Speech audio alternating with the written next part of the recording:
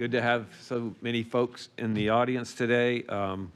We've got some good presentations this morning for our emergency medical services teams. And we will get started with the invocation from Commissioner Scheer, and then the pledge by Commissioner Scott. Go ahead. Almighty God, we come before you today as a community gathered in service.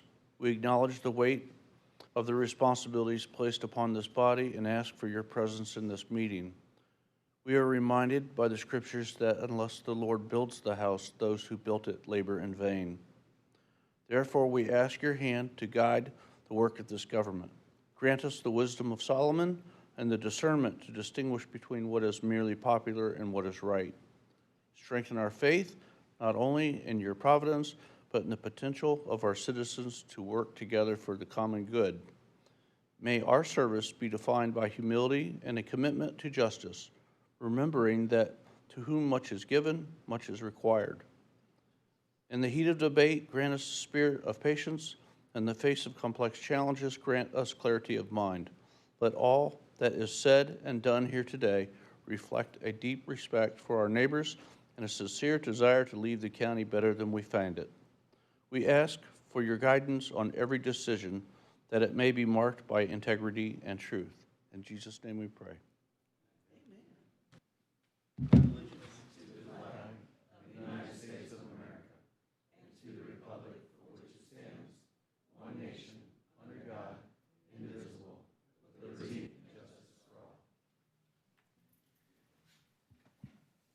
And just before I get started, I wanted to recognize Corporal Thornton, Deputy McSweeney, and Deputy Manley, our three Pinellas County Sheriff deputies here to take care of us today. Thank you again, as always, for that. Appreciate it.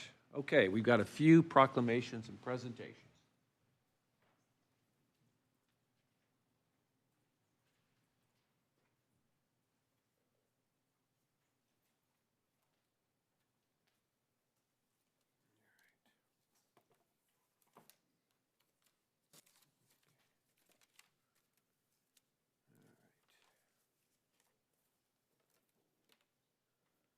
All right, today we get to recognize a lot of our emergency medical service personnel.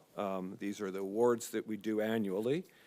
And first I'd like to acknowledge our credit union representative this morning, Yariel Pinero. Is he here? Oh, good to see you, as always. And they've been doing it for 36 straight years with us since we started back in 1990. He's the director of lending and is here to help us. So please come on up and join us. Each year, the Pinellas County Board of County Commissioners recognizes 3 individuals named Emergency Medical Services Professionals of the Year. Good to see you. First, we're going to play a video that kind of talks a little bit about each one of them, and then we'll introduce them individually. So folks in the back will play that video. Every day, Pinellas County Emergency Medical Services professionals answer the call, providing life-saving care when it matters most. This year, we recognize individuals whose commitment, skill, and compassion set them apart. For this, they have been named the 2026 EMS Professionals of the Year. Firefighter EMT Ivan Melendez with Pinellas Park Fire Department is known as a force multiplier. He is meticulous on every call and makes sure every patient receives the highest level of care. During a recent fire response, he arrived to find a patient pulled from the scene needing immediate medical attention. 2-story townhouse, smoke coming out, glass shattering. We saw a victim getting pulled out by 2 of our own finest firefighters. Ivan quickly jumped in and helped provide life-saving equipment and care. It was a very rewarding outcome, and try to help the patient the best possible that we can from our knowledge and our experience. For his dedication to excellence, we honor Ivan Melendez as the 2026 EMT of the Year. Paramedics make critical decisions in the most urgent situations. Bill Edling with Largo Fire Rescue looks beyond the emergency and makes a lasting impact. After 38 years of service, Bill's commitment doesn't stop when he's off duty. He even stepped in to help save a life while out to dinner. All of a sudden, somebody come running out yelling, "Is there a doctor in the house?" So I kind of jumped up just to see what was going on. Made my way over there and found a male on the ground. Bill did CPR until local paramedics arrived. Apparently, he made a full recovery since then. So finished there and went back and had my meal. So yeah, it felt pretty good to be in that right place at the right time. For his lifetime of service and unwavering compassion, Bill Edling is named 2026 Paramedic of the Year. Isaac Stevens, a system status controller at Sunstar Paramedics, coordinates both emergency response and non-emergency transport. He delivers calm, clear guidance through every dispatch call. Sunstar Paramedics recorded line. This is Isaac. I think that a big contributing factor for me of enjoying my job here is being able to do the simple things like making sure that grandma can get home from the hospital and have dinner with the family. So we'll do everything we can to get them back home to their loved ones. Isaac, also a trained EMT, is a lifeline in the moments before help arrives. He's able to ask the right questions when seconds count. I did have a patient calling in and said that, I'm having some abdominal pain and I just feel like I need to get checked out. So it was a female patient, and I knew because I'm an EMT that female patients, if they're having some sort of cardiac event, they have a higher likelihood of experiencing pain in their abdomen from that. Isaac's experience and dedication to patient care got the woman the right care at the right time. That's an example of how passionate he is about his work. If I'm just driving around my town and I see Sunstar responding somewhere, in the back of my mind, I always think, I send those people sometimes. And it makes me happy that I'm a part of something that's bigger than myself and that I can help people every day. For his consistent dedication to service, Isaac Stevens is named 2026 Emergency Medical Dispatcher of the Year. The Pinellas County Board of County Commissioners congratulates Ivan Melendez, Bill Edling, and Isaac Stevens as the 2026 EMS Professionals of the Year.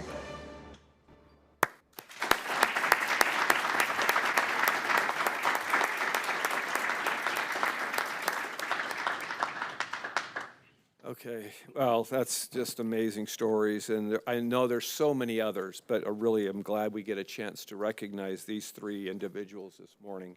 I'd like to ask Isaac Stevens to come up and join me at the podium, please. And we just celebrated telecommunicators last month, and we heard about how important they are to our entire system. And so it's with honor that we recognize you this morning. Isaac Stevens, Communications Training Coordinator at Sunstar Paramedic, exemplifies professionalism, precision, and calm leadership in emergency communications. Throughout 2025, Isaac handled a high volume of emergency calls while maintaining composure and clarity, ensuring callers receive calm guidance and responding crews receive accurate, timely information. His quality assurance score of 9.42 significantly exceeds the agency average, and he ranked among the top 3 call takers in overall call volume for the year. His leadership, consistency, dedication to patient care make him a deserving recipient of the 2026 Emergency Medical Dispatcher of the Year Award. And your concept of the project or the job being bigger than you're bigger, nothing's bigger than you, or than, excuse me, I got that backwards. Nothing's bigger than the job itself. And I really commend you for that attitude that you brought forward. It really is putting people first, putting your comrades, second, and putting the job right at the top of the list. So thank you for all that you do. And again, congratulations. Good to have you. And I know that you have a goodie for him. You already gave it to him. Would you like to say a few words? You're welcome to say something. Good morning, guys. I just wanted to say thank you guys so much. This is an amazing opportunity, and I'm very happy that I got to be a part of it. And congratulations to my fellow EMT and paramedics of the year. You guys are very deserving, and thank you for everybody for coming. Thank you. And you want to try what I just say about you? I thought that was a great point. Oh, yeah, of course. Fix what I messed up, please. I am very just aware of the fact that, this job is much bigger than myself, much bigger than all of us, serving the public and being there for the citizens of Pinellas County. Nothing, I'm sure I can speak for my fellow EMTs and paramedics, that nothing brings us more pleasure. So, thank you. Thank you for helping me out this morning.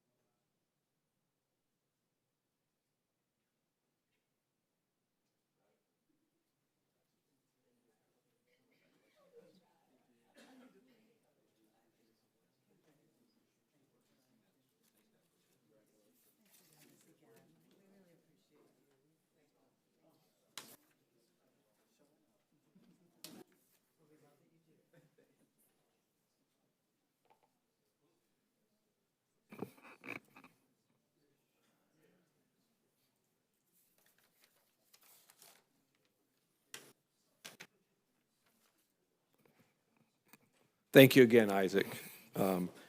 I'd also like to now invite Ivan Melendez to come forward, please.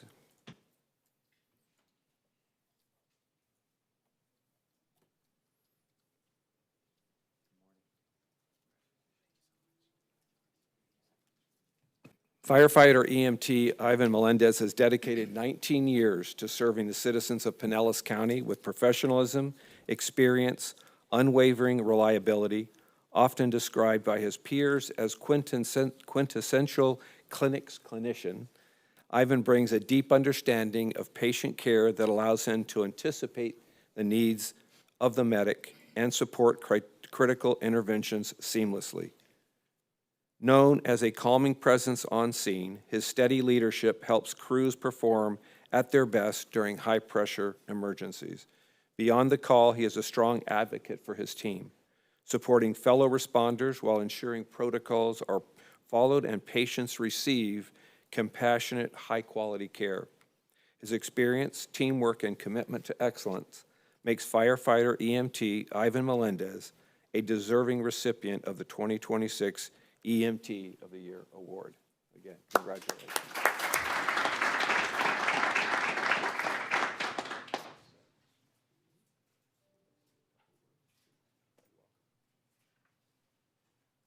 Good morning, everyone.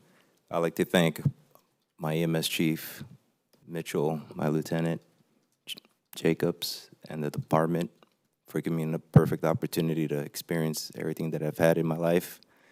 We've had some good and some bad, but we've all prevailed for the best to help our wonderful citizens for the city of Pinellas Park.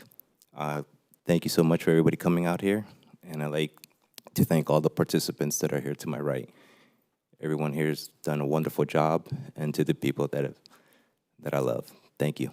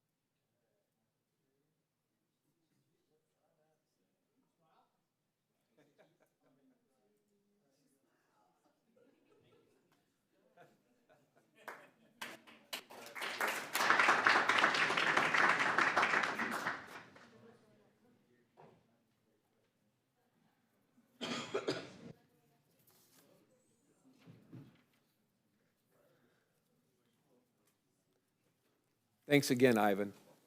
Thank you. I'd like to ask Bill Edling if he'll come and join me up here at the podium. Good morning.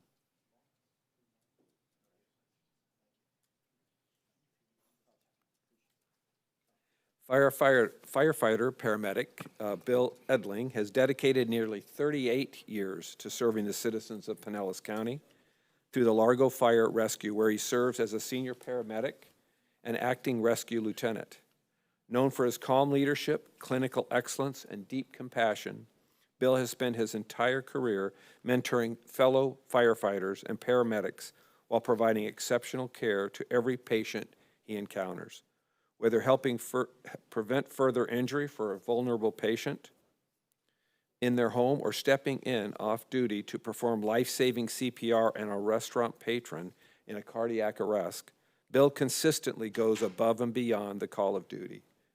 His decades of service, integrity, and unwavering commitment to the community embody the very best that the EMS profession has. For these reasons, Bill Edling is the recipient of 2026 Paramedic of the Year Award. And congratulations again, my friend.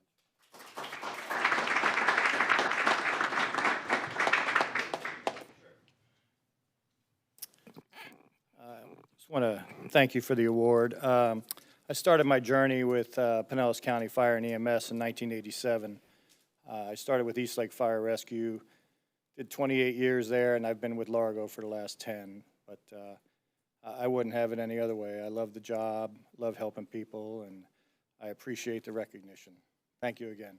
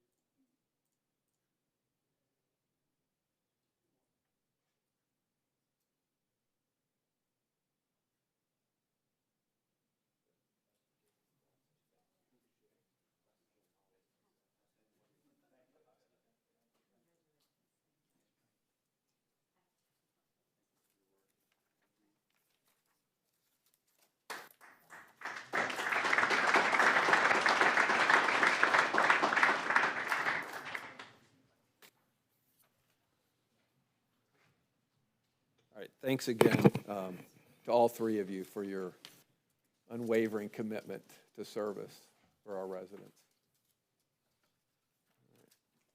Thank you. All right.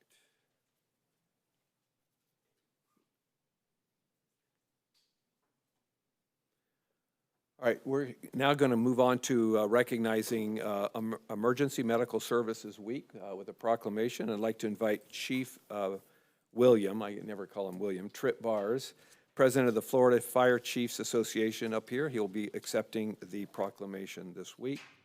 Good to see you always, friend. National Emergency Medical Service Week is an opportunity for all of us to reflect on the dedicated service of our EMS system personnel who provide compassionate, quality care and service to our community every day. The high skill level and professionalism of our emergency dispatchers, emergency medical technicians, and paramedics have enabled the EMS system to attain clinical and operational excellence. Our EMS providers make significant contribution and immeasurable sacrifices daily, responding to both routine and life-threatening emergencies, including during some of the worst storms Pinellas County has ever experienced, demonstrating unwavering courage, resilience, and commitment. The strength of our EMS system is rooted in collaboration with long-standing partnerships among fire rescue agencies, the county-wide ambulance service, and local hospitals, ensuring seamless and effective emergency care. National EMS Week brings our community and EMS providers together to celebrate accomplishments, honor sacrifices, and rededicate ourselves to the mission of saving lives and protecting the health of our residents. Now therefore be it proclaimed by the Pinellas County Board of County Commissioners that the week of May 18th through May 24th, 2026 be recognized as Emergency Medical Services Week. Again, thank you. Appreciate it.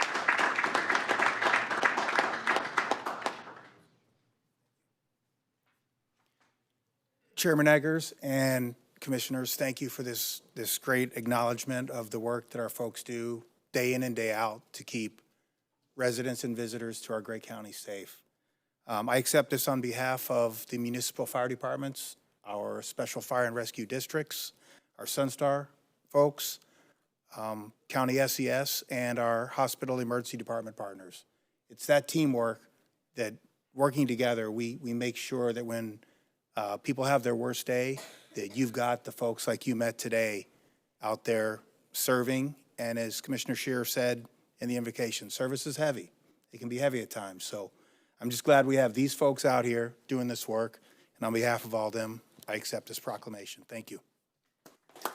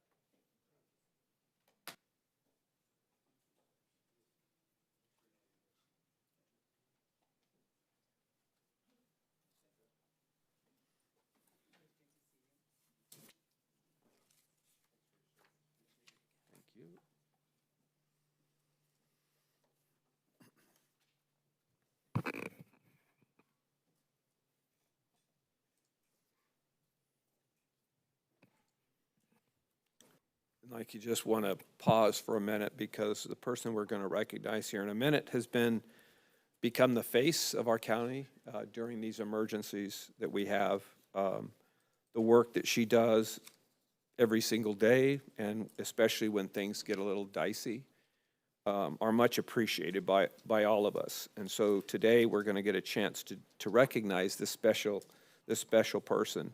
It's kind of like, and I'll mess this one up too probably like I did earlier, but the conductor of a symphony, and working together to make sure that the music that we produce when we have to take care of our residents is right on, and you've done an amazing job.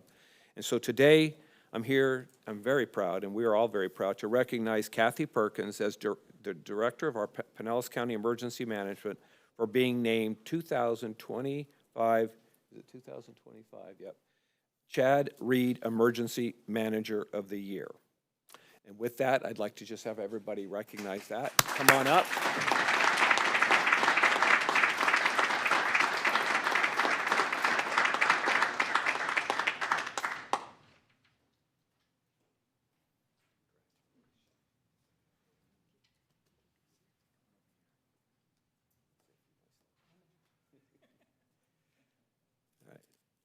And this is a state award, and Trip Bars is going to stay up here as well because he's basically bringing this to us. So Kathy has more than 30 years of experience in disaster response and emergency management, serving communities across Florida throughout her career. Since October of 2018, she has led Pinellas County's emergency preparedness, response, and recovery efforts. During Florida's historic 2024 hurricane season, Kathy led our community through the impacts of Hurricanes Debbie, Helene, and Milton, coordinating response efforts across our 24 municipalities and working closely with the state, federal, and nonprofit partners to deliver a unified response. Under her leadership, the Emergency Operations Center managed more than 50 days of shelter operations while coordinating federal partners' debris operations and large-scale damage assessments. Kathy is known for bringing partners together and leading with calm and clarity during crisis, strengthening the resilience of the community she serves.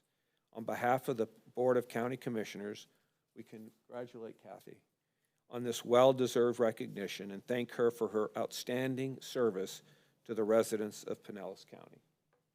Congratulations.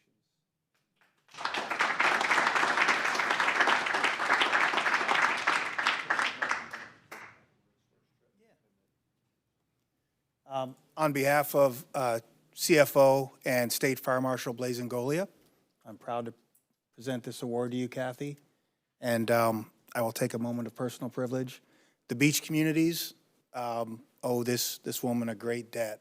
Her and her team got us through Helene and Milton. We would not have, I would dare say we would not have survived, and we would not be doing as well as we are today without her work. So, thank you.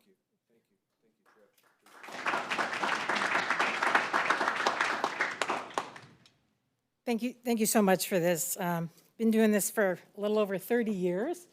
I didn't even know this was a profession. I kind of fell into it. And I always refer to this as having a disastrous career. But I couldn't do this alone. And as Chair Eggers pointed out, it takes the whole community. Our amazing other department directors, our county administrator, the assistant county administrators, the support of the board, all of our private nonprofits, all of our first responder agencies. It really takes an entire team to do this, and it's my privilege to get to be the face of disasters. I'm really hoping you don't have to see much of me in the future. We're hoping we're in a 10-year lull again. But thank you so much. I truly appreciate this. This is quite an honor. Thank you. Very well deserved.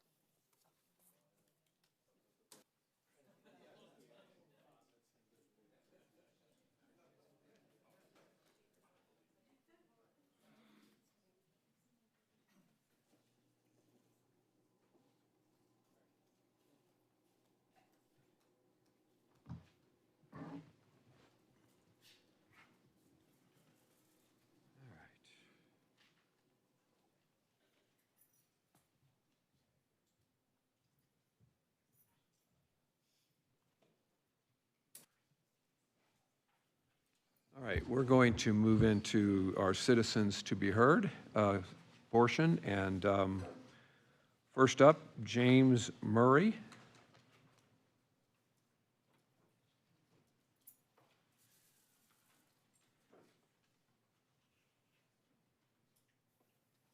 James Murray, 16005 5th Street East, Reddington Beach, Florida, 33708. Thank you, Commissioners, for all you do. As an elected public servant, I understand that your service can sometimes be a thankless job and a tough job, and thank you for hearing from me today. There's a sense among a great number of people, even in my town, that folks living in our beach communities have repaired and resolved all of the harms from Hurricane Helene and Milton.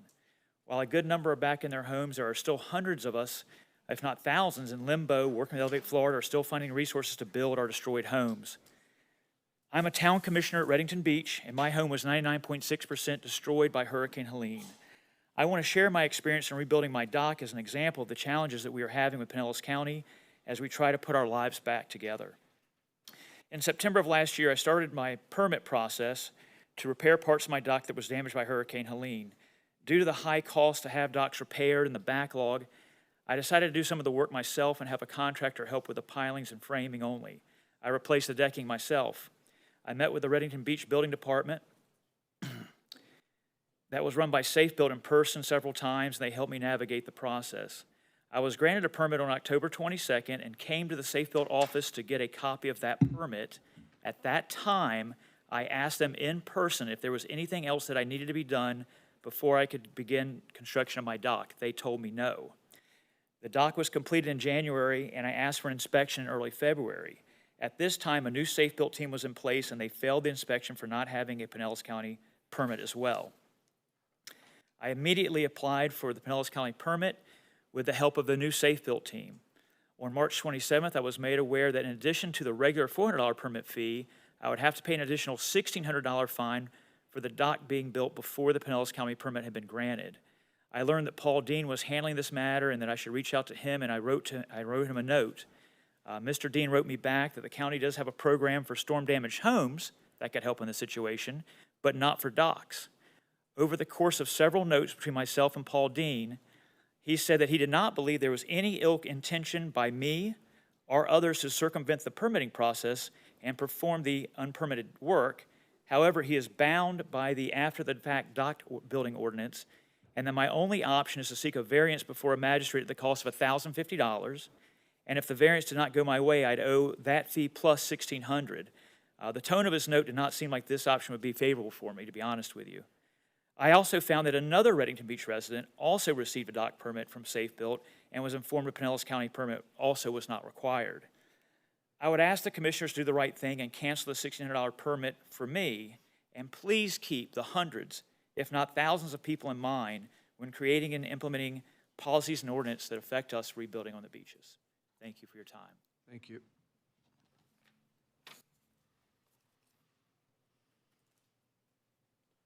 Greg Gardner.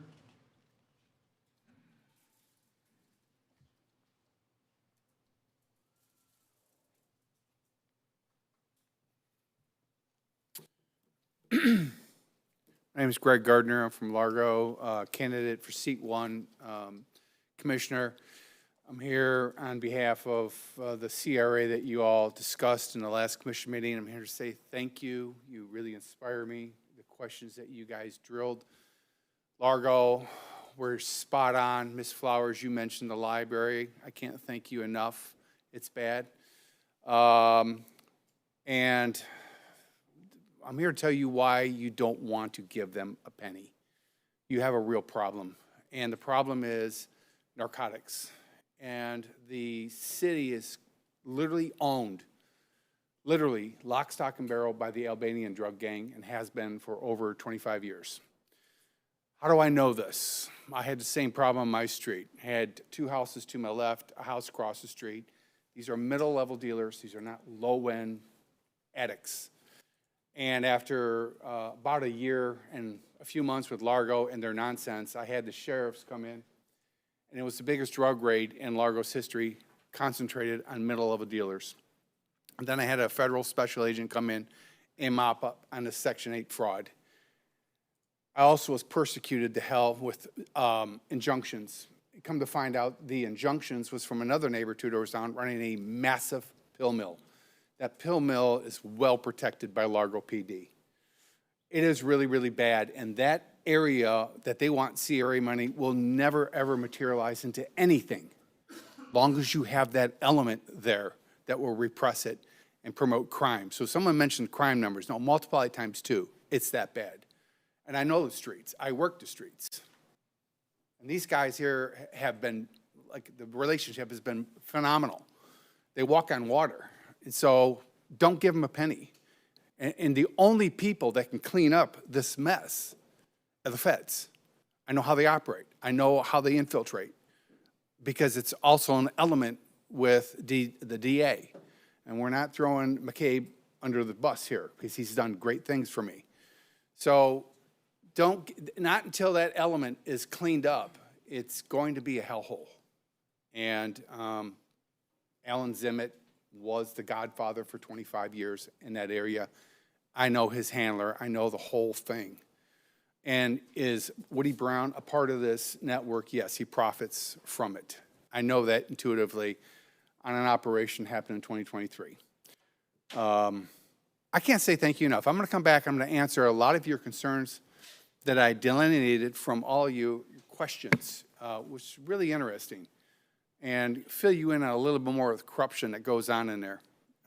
Thank you very much for your time. David Ballard Geddes Jr.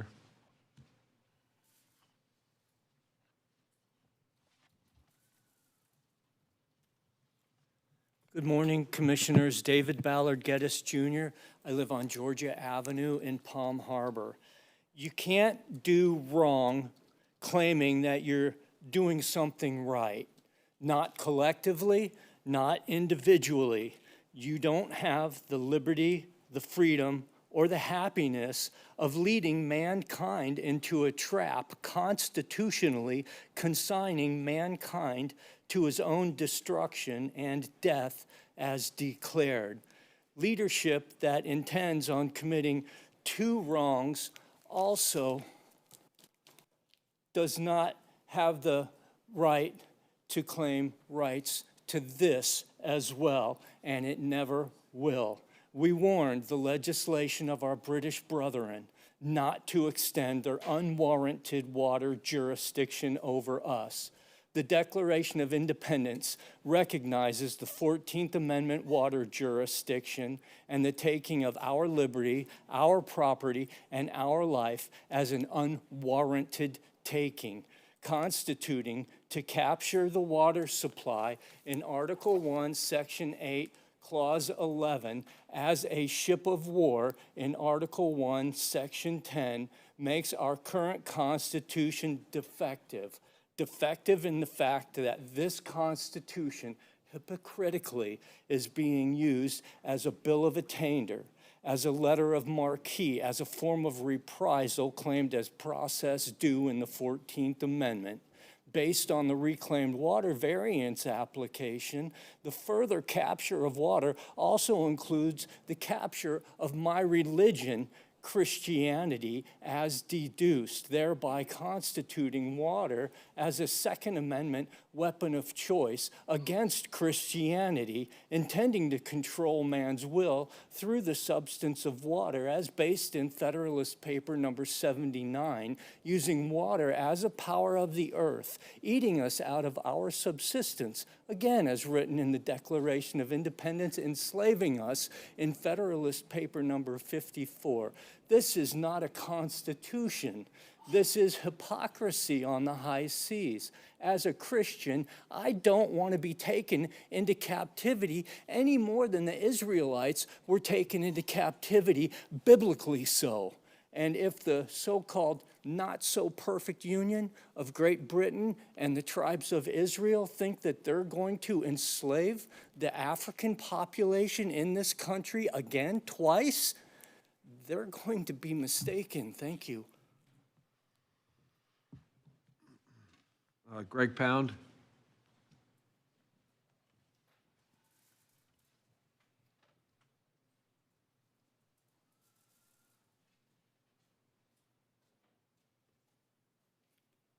Greg Pound, Largo, Florida. You know, I want to say we are in the most corrupt county in the state of Florida. That's why I ran for sheriff twice. And when I ran for sheriff the second time, you had Robert Guattari, Jim Coates' attorney. You had Rice, who was an attorney, and you had Swoop, who was an attorney working for the sheriff's department. Now, despite what AI says, you cannot be an attorney, a licensed attorney in the state of Florida, and be working in any other office. You're in the judicial branch, period. And so what happens is that you guys, you either need to clean this place up. We don't need no feds. What we need is to get me where I'm supposed to be, because I'm a shoo-in candidate based on law, not what I think or how I feel. I was a qualified candidate. I attended every debate, televised, whatever it was, And these guys, you guys got us, this county is controlled. We've got a monopoly. These criminals, these predators are preying on this county, and through this county, they're using this county to destroy the whole state of Florida. Listen, we can clean this up with no problem. You just have to have people in there who know what's going on. Okay, Robert Guattieri, the guy, literally, I said before, he should be in prison. He went to law school, and the guy's breaking the law. All right, and then you guys, I'm saying if you don't change this, you should all be voted out of office. You shouldn't be here. It's like that old man Ron that comes in. I mean, people should be paid for telling all the laundering of money that's going on in our government. I mean, he's filed papers with you, he's served you stuff, and you guys, and he shows how it works in other counties. It's because you guys don't want this stuff exposed. We're in the most corrupt county in the state of Florida, Pinellas County. And if we don't clean this place up, when we have the corruption, and it's all back to this whole thing destroying the family. Once you destroy that family, we lose our moral compass. We lose our conscience of right and wrong. We justify what we do, and it's destroying us. So the situation is that it's either a situation like the Bible says, you either repent or perish. Like King David, he was the most loved king until he committed fornication. Then he was the most hated king. His own children was trying to kill him. I mean, he gone, and that's what we have. If we don't start building our families, that's what's being destroyed through our judicial system here in this county and through the sheriff's department that's over DCF, Department of Children and Family. They're destroying our families and using our children for federal grant money called cooperative agreement contracts, where the feds are pumping in money into the state to come in and destroy our families. And that's what's happening to all of our families. And the men's responsibility, if we don't stand up and get people who can't be sexed, bought, or sold, them are the kind of people we need. You guys have been stuck into politics, and we can't get you out. We Thank want you. out. Get out of here. All right, next up, Kaylin Rowe.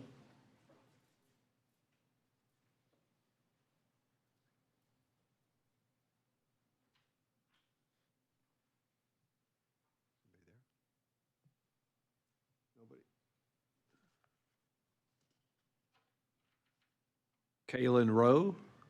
Nobody?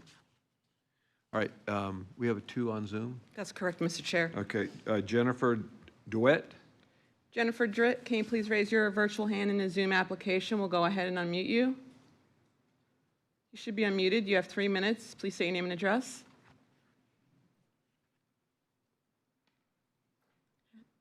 Hello, Ms. Dritt, can you hear us?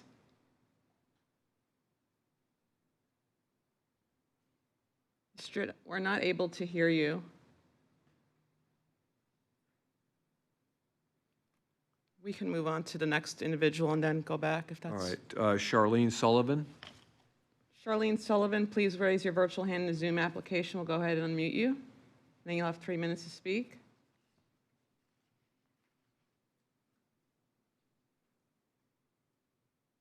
Can you hear me? Yes, go ahead, please. You have 3 minutes. Go ahead. Charlene, it looks like you muted yourself again. Can you unmute yourself? There you go. Can you hear me? Yes. Okay, I'm so sorry. We were actually just here. I'm the General Counsel for the Florida Council Against Sexual Violence. Jennifer Dritt is our Executive Director. It seems that she was having trouble unmuting. We wanted to be present as potential field any questions or that you may have had after Kaylin's Rowe testimony. It doesn't seem that she is there. I believe that Ms. Dritt was asked to be present during this meeting. So we were here really to just answer any questions in response to any comments that could come up regarding Kaylin's Rowe testimony.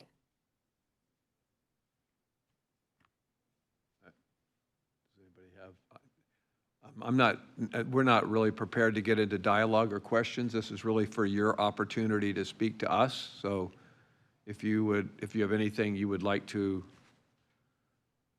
say to us, this is your time. Otherwise.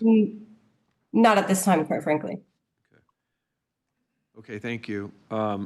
Try Jennifer Dritt. Ms. Dritt, are you able to hear us now? And it looks like you are unmuted, so.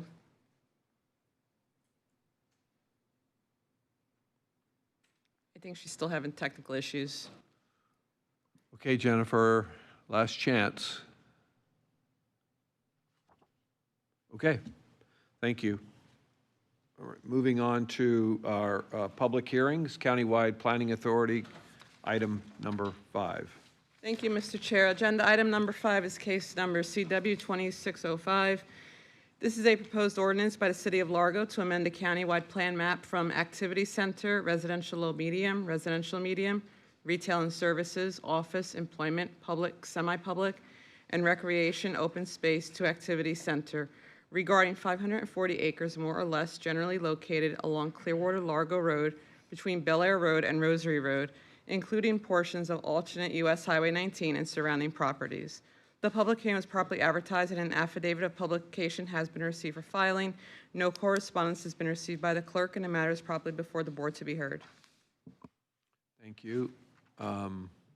Is anything, we had a detailed conversation on Thursday at our workshop about the plan itself. That's correct. So And this that's what does we're here not, this is the change in land use. It's not, it's to activity center. It does not address any type of funding piece. Right, okay. All right, any questions by Commissioner Peters is motioning approval? Second by Commissioner Scott. Any dialogue on item 5? Okay, bring up the card, please.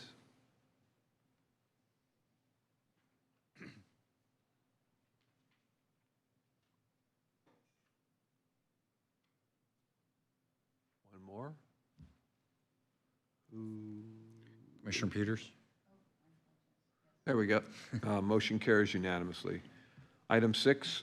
Agenda item number 6 is case number CW 2606. This is a proposed ordinance by the City of Largo to amend the planning framework governing the West Bay Drive Activity Center while retaining the existing activity center designation on the countywide plan map regarding 316 acres more or less, generally located in the vicinity of West Bay Drive and alternate US Highway 19.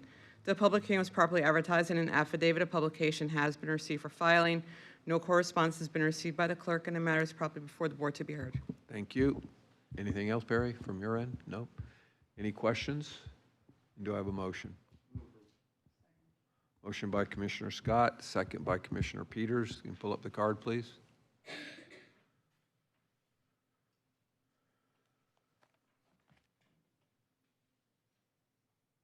Motion carries unanimously. Thank you. Oh, okay. Come on, let's go. All right. On to the consent agenda. Anything that anybody wants to bring forward under the consent? I just had one quick question, Kelly. On item number 12, it's for the Madonna Boulevard over Pine Key Cutoff Bridge. Is there a sequencing to that project, or it's a bridge piece? Could you speak to that project, please? Just. It'll be Kelly Hammer-Levy, Public Works Director. It'll be constructed very similar to how we constructed other bridges where we'll close down half of it and utilize the temporary traffic control devices and keep one lane open at all times. All then, obviously notifications and all that. Perfect. Correct. Thank you, Kelly. Appreciate it. All right, we have a motion and a second for the consent. All in favor? Aye. Any opposed? Okay, motion carries unanimously. All right, on to item number 7, please. 16? Item 16? Where did I go? Oh, that's consent, sorry. Yep, thank you. Wanted to clarify. All right, there we go. All right, item 16 is a revised hazard mitigation grant. So again, this is for traffic control cabinets to mitigate for storm impacts. Revised grant is $9.5 million with a local match of $3.1. Total project cost of $12.7 million. Any questions? Have a motion? Second. Motion by Commissioner Nowicki, second by Commissioner Latvala. Bring up the card, please.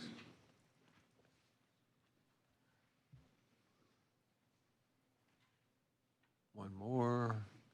There we go. Motion carries unanimously. Number 17. And this is a resolution declaring one county-owned parcel of land on Lake Dan in Hillsborough County as surplus, and a property donation agreement to Hillsborough County. Jeremy addressed the issue, I think, last Any Thursday. questions by anybody? Motion by Commissioner Scott, second by Commissioner Nowicki. Bring up the card, please.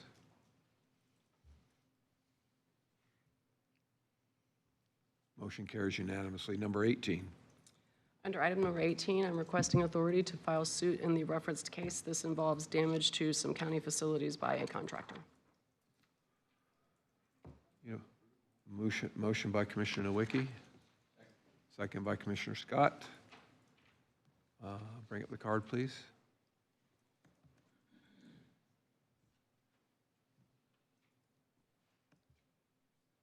One more. Motion carries unanimously. Number 19. Under item 19, I'm requesting the board approve staff's recommendation in the confidential item relating to the settlement. Need a motion? Motion by Commissioner Scott, second by Commissioner Nowicki. Bring up the card, please. Motion carries unanimously. Number 20. I have no reports today. Thank you. Number 21. Item 21, under County Administrator's Report. The only discussion here today is really, as you know, and I'd asked Leanne to come forward along with Blaine and answer any questions, and they've got just a short presentation. We also introduce you to the legal counsel for this, and Don Kroll's going to handle that piece. But, you know, we've prepared an RFN. An RFN is a request for negotiation that really is going to highlight the opportunities for redevelopment of our downtown campus here and really the revitalization of downtown Clearwater. And so we look forward to seeing what actually the market will bear, what people propose, developers propose, and really get into the details of the structure. It doesn't prefer a lease, it doesn't prefer a fee simple, it prefers to get into the details that will make either deal possible. And with that, I would turn it over to Leanne and let her kind of outline where we're at and ask for your concurrence to move forward with releasing the RFN. That would then be done here in June. We would go through all that process and bring that back here before the board to where the board can see all of the details before they make a decision on how to move forward. Thank you. Good morning. Leanne Korst with CBRE. Appreciate the opportunity to be here today. The team listened and heard the discussion, robust discussion around ground lease versus fee simple. And we, after really conferring with the county attorney and outside counsel that Mr. Burton just referenced, we've come up with, I think, some good news, and that is a process that will allow for respondents to propose either way on their preferred transaction structure, ground lease or fee simple. But importantly, also include the legal protections and controls under either structure. So we will bring those qualified developers back to this board for presentations after the proposals are received and we negotiate some of those legal protections. And then we'll have another successful town hall meeting before the board makes an award. So we think we've crafted a process that really accommodates allowing the market to speak and validate their approach with either transaction structure being allowed. So I'm happy to go through the process in more detail, but those are the high points of the RFN process. And with that, I'll turn it over to Mr. Crowell to introduce outside counsel. This is someone you haven't been introduced to, and so we wanted to bring that forward here also. So with that, Don. Good morning, Commissioners. Don Kroll from your County Attorney's Office. As we've talked about this in the past, there were a lot of details that were still ongoing to be developed that as we moved through this, became clear that we needed some more horsepower having done this. We reached out and we've hired Eric Singer with the firm of Bills and Sundberg. He currently has more than $10 billion in ongoing development projects with his clients ongoing. He has represented both local governments here in Florida as well as developers, so he understands both sides of this. And I could go further, but I'm going to just go ahead and turn it over to Eric Singer. Eric? Good morning, Commissioners. Can everyone hear me okay? Yes, go ahead.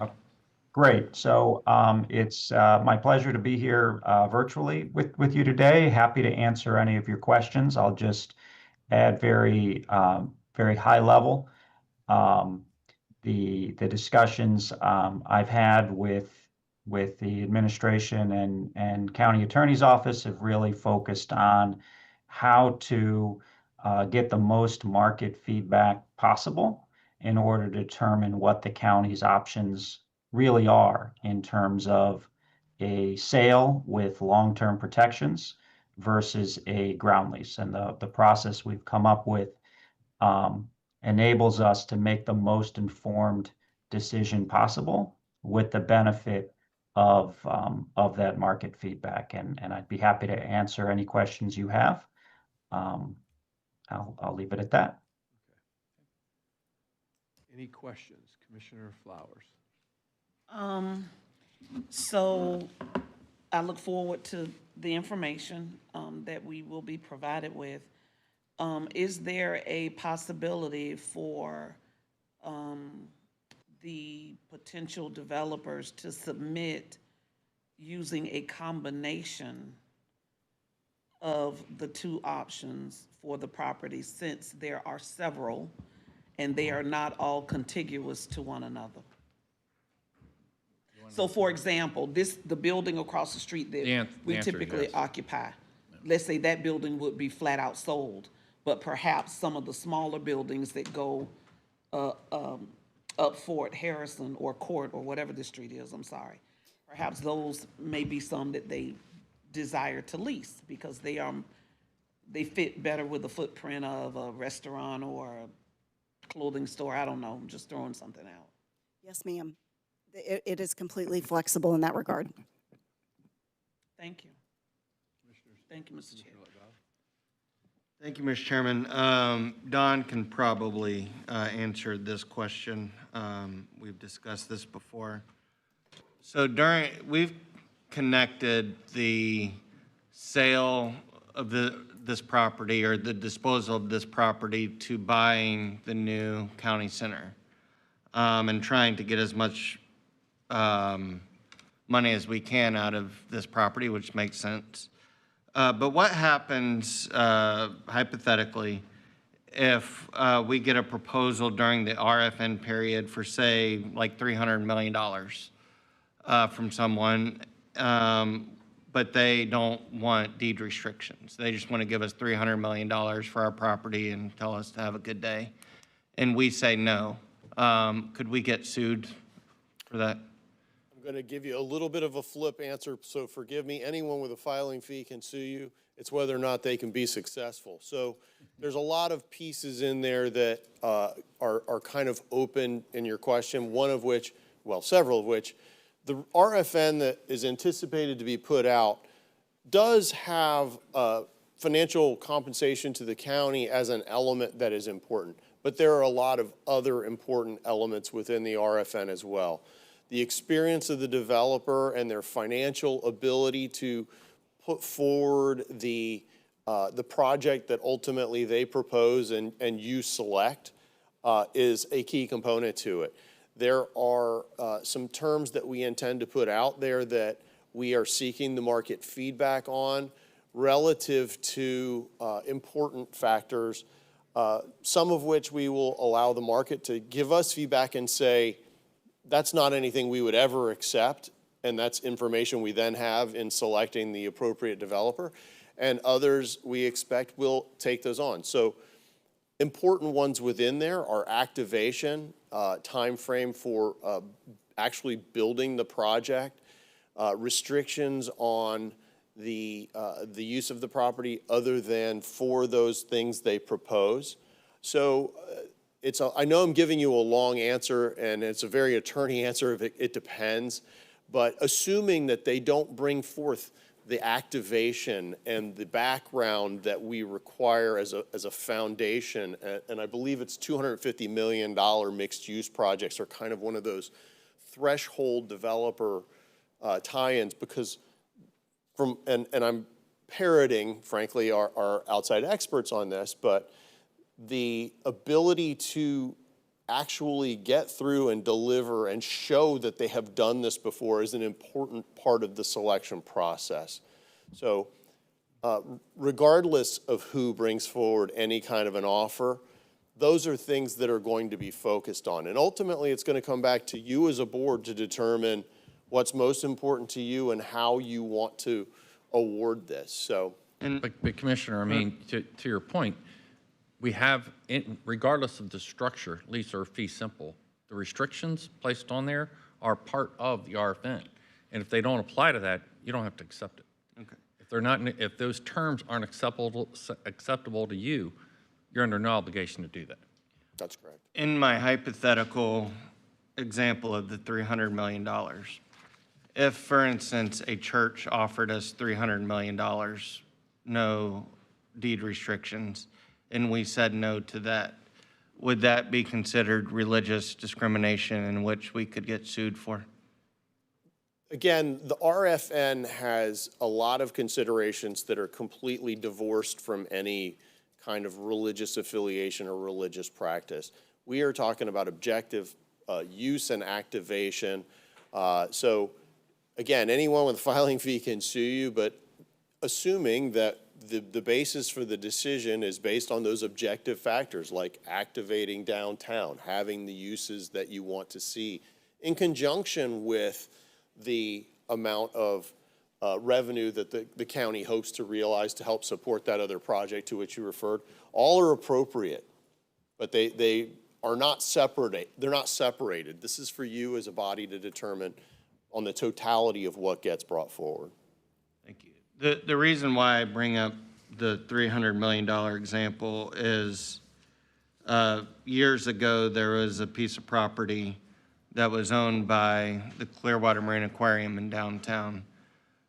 They were offered, I believe, 3 times the value of it by a church, and they said no to it. And that angered the church. Instead, they sold it to the city. And as a result, that church quit communicating with the city and bought up 200 properties in downtown Clearwater, and which caused some folks in Clearwater rightfully to get upset. And in April 3rd, during April 3rd City Council meeting, Council Member Ryan Cotton was talking about a meeting that he had with Chairman Miscavige, where he said, and I quote, he's quoting Chairman Miscavige, and he said, Chairman Miscavige said, and I quote, "We own 200 properties." He's not talking about properties that just the church owns. He's talking about properties that the parishioners own as well. On May 12th, 2025, Ryan Cotton, Councilmember Ryan Cotton, is addressing a representative of the church, and he said, and I quote, "You told me you own 200 properties." And so, and I'm not, the church I'm referencing is a declared religion by the federal government, and I would never support, any kind of religious litmus test. But, it's very clear that they have used those 200 properties to use against the city.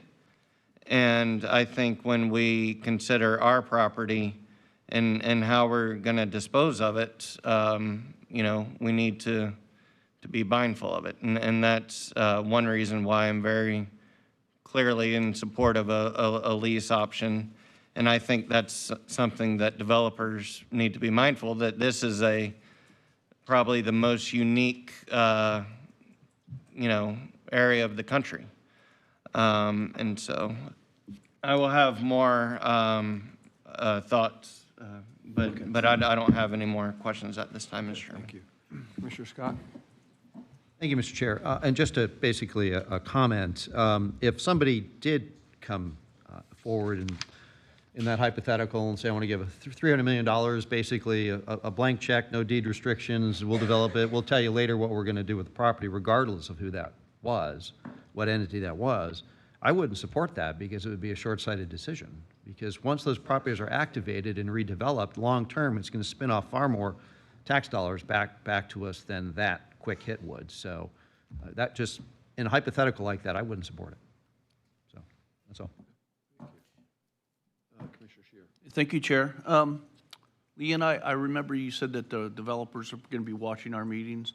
So I wanted you to know when I first proposed leasing versus outright sale, I didn't know that it was going to get so much traction. I'm delighted to see it. I was so happy to see the residents come out in support of it. That was just great. And I'm all for it. But there is another option that, just so the developers who might be watching know, when I watched several towers be built downtown St. Petersburg, the property owner didn't want to lose control. So, and rather than doing a lease, they built condominiums on top of the property. They built hotels on the property. And as part of the development, the owner received the ownership of the condominiums on the first 2 floors, the retail and the whatever the first 2 floors would be, whether it be entertainment, restaurants, retail. So it doesn't just have to be a lease. A condominium ownership that guarantees that the county can activate the properties on the first and second floors would be something that I would very much consider. And that might make it easier for them to obtain financing for the project.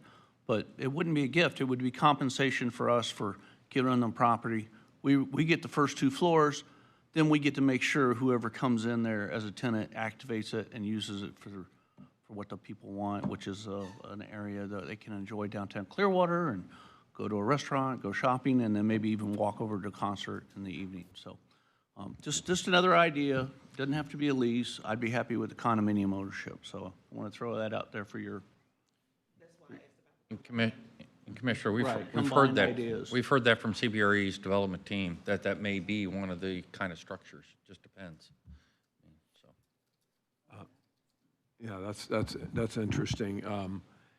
And just you know, the kind of the direction that we're going, and you know the kind of interests we have in the properties and working with the City of Clearwater and the residents.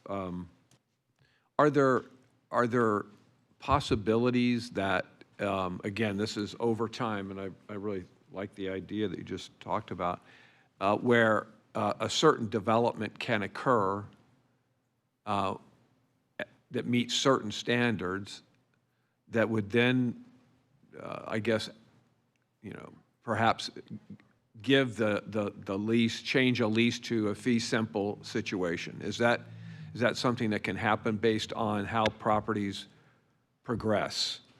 So it's not just on hearsay, it's not just doesn't transfer from one owner to another, but actually the things that we're looking for in that list in the RFN that says how to protect these for public access, for commercial development, for housing, is there a way at some point, if things are done the right way, that can eventually happen?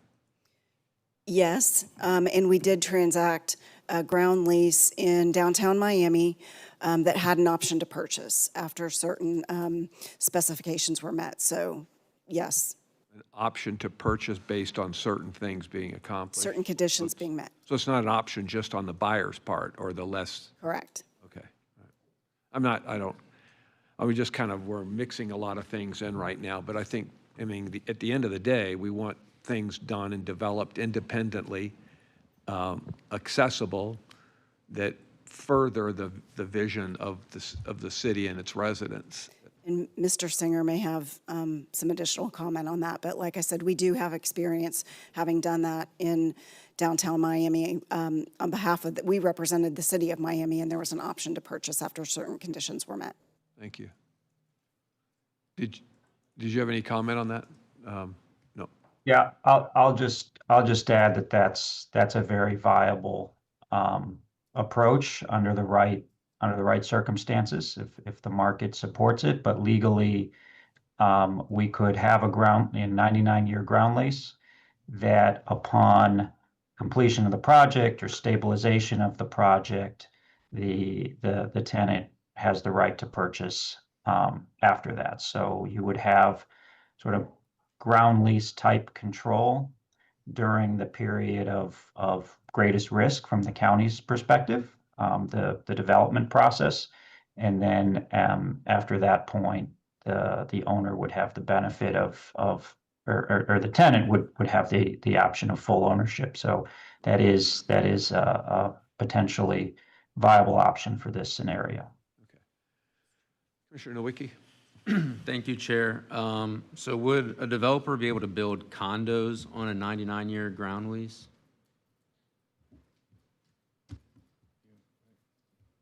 Leanne and Eric. Yeah, it's much more difficult to finance. So and I'll give you an example. There's a project that my colleague is aware of out in California, where the University of California, San Diego entered into a ground lease. And there are very high-end homes on that ground lease. There's only about 27, I think, years left on the ground lease, and those homeowners are having a really hard time selling it because if they want to go get a 30-year mortgage and there's only 27 years left on the ground lease, it becomes difficult. So there's the marketability of it to sell the condos, but there's also the financeability of it. And so in that example in California, how long was that ground lease for? Because you said there's 27 years left. It was a long-term ground lease. I would have to go back and double-check the length of the ground lease. I believe it was 99, but it can be done, but it is a lot more difficult, and you're going to reduce your buyer pool. Was that? Mr. Singer, anything to add to that? Yeah, I'll just add that a ground lease condominium is sort of a proven model in certain parts of the country. So in New York City, for example, ground lease condominiums are not uncommon. My experience in Florida has been that they have been challenging is probably too optimistic a term. I'm aware of a number that have been attempted and then failed, and so it's certainly something that we're going to get market feedback on in the RFN in terms of the viability of a ground lease for different options. But in my experience, I'm not optimistic about a ground lease condominium.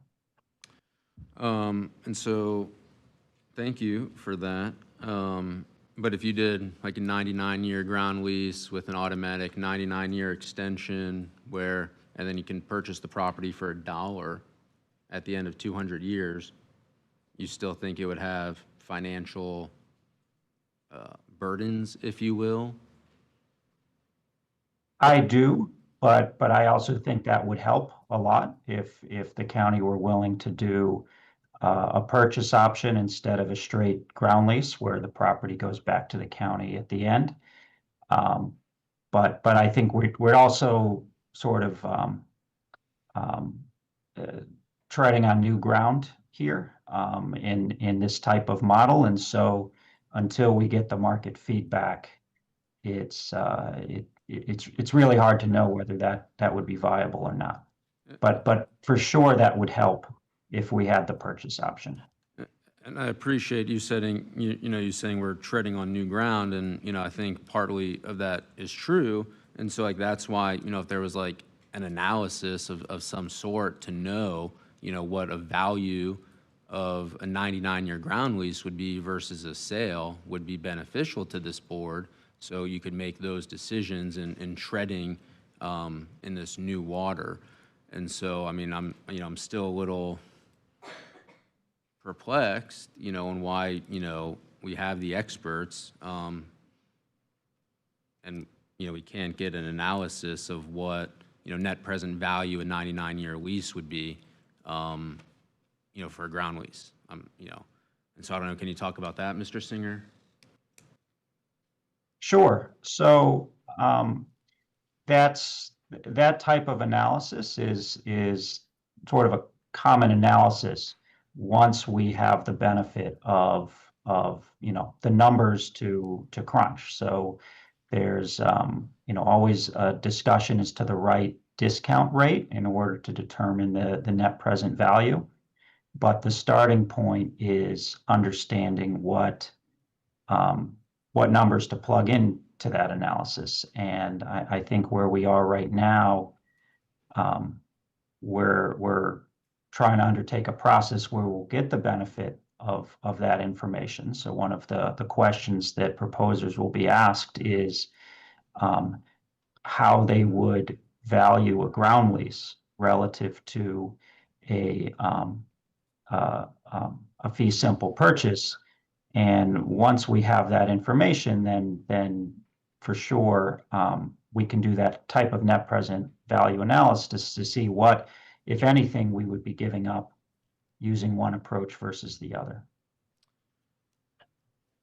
And do you think a lot of thank you for that. Do you think a lot of developers, I mean, if we go to market with an RFN that says, hey, fee simple or a ground lease, you know, obviously if someone could just offer $30 million to the county or $50 million to the county, you know, why would you not do that versus doing a ground lease for 200 years where you're going to pay $800 million? So I get, you know, maybe it's not in the best interest of the developer, but I think it could be in the best interest of the taxpayer of this county to examine that a little bit more. And so, I mean, I think there's like different services where you could, you know, look at all the 22 acres, right? And I mean, you could get, you know, 30,000 square feet of apartments, 20,000 square feet of condos, and you can create a financial analysis based on, you know, I mean, isn't there a website or something that gives you like price per square foot, like every 30 days for what condos cost to build, apartments cost to build? I mean, so you'd be able to get those numbers and do that kind of sample financial analysis.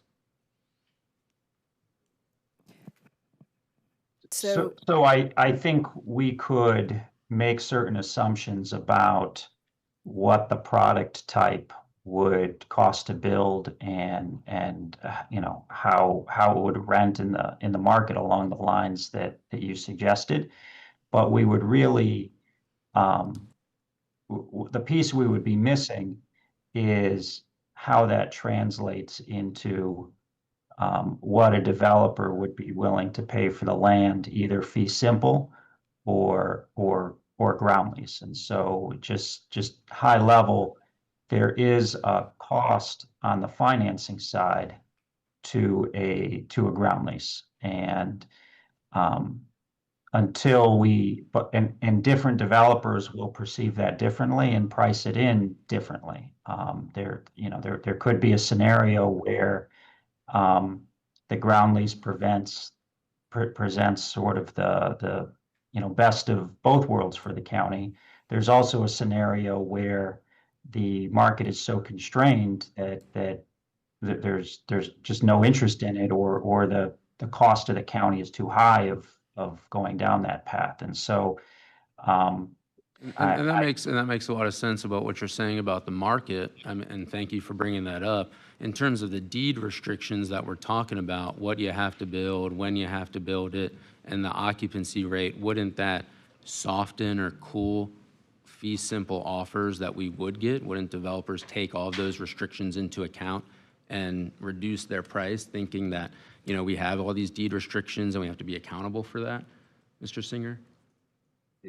There is definitely a trade-off between long-term control and price. So the goal of this RFN process, as it's structured, is to get market feedback on what's viable in terms of long-term controls and what is the cost to the county of those controls, so that once we have the benefit of that feedback in a structured way, in a competitive environment, we can take that back to the commission and you can make an informed decision in terms of where you draw that line. And it's going to be a bit of a sliding scale between what the purchase price is, or what the ground lease payment is, and the amount of control that you want. And once we get that feedback, I think the commission will be in a position to strike that balance. And then to my last question, and then I'll yield back for further discussion. Sorry for asking so many questions. I apologize. Would it be beneficial to a developer if they didn't have to pay for the land acquisition? So would there be a benefit to the developer, Mr. Singer, if they didn't have to pay $50 million for land acquisition, that they could afford to do more development, and it would be better for them for financing sense that you didn't have to put the land acquisition on their pro forma? So there's different ways to structure that. So in a typical ground lease scenario, there's not an upfront purchase price. There's a long-term rent obligation, and that long-term rent obligation gets priced into the deal. So it would be underwritten by the lenders, by the investors, based on essentially the net present value of those ground lease payments. So my generic response is that a fee simple acquisition, even with the purchase price upfront, is more favorable to the developer for financing reasons than a ground lease with no purchase price upfront and everything gets paid out over the term of the ground lease. But it really depends. And I have spoken to developers that in certain circumstances prefer a ground lease. Just the structure is more aligned with the type of project they're trying to do and their financing sources. And I've seen other scenarios where a developer says, if it's a ground lease, I won't even consider it for a particular site or particular project. And so I think that it's a good question to ask, and it's something where we want to structure this RFN to get that type of feedback from the market. Thank you, Mr. Singer. Thank you, Mr. Thank Chair. you for the questions, Commissioner. So, obviously the reality is that we are in a two-step process. One is, and probably more than that, but we're learning what the city of Clearwater has in mind and what residents might have in mind as well. I think really that's kind of open. It's really about control of the property and making sure that something's delivered that have a number of restrictions that we're going to identify in that RFN. Are you comfortable with I think that's the term that was used, the restriction parameters that we're going to put in there? Are you comfortable with those? Are there more that we need to address as we send it out? Because the next step is obviously finding out what the reality of the world will accept, either in the short term or the long run. And then it's our decision, right? So, but anyway, comments on the restriction parameters.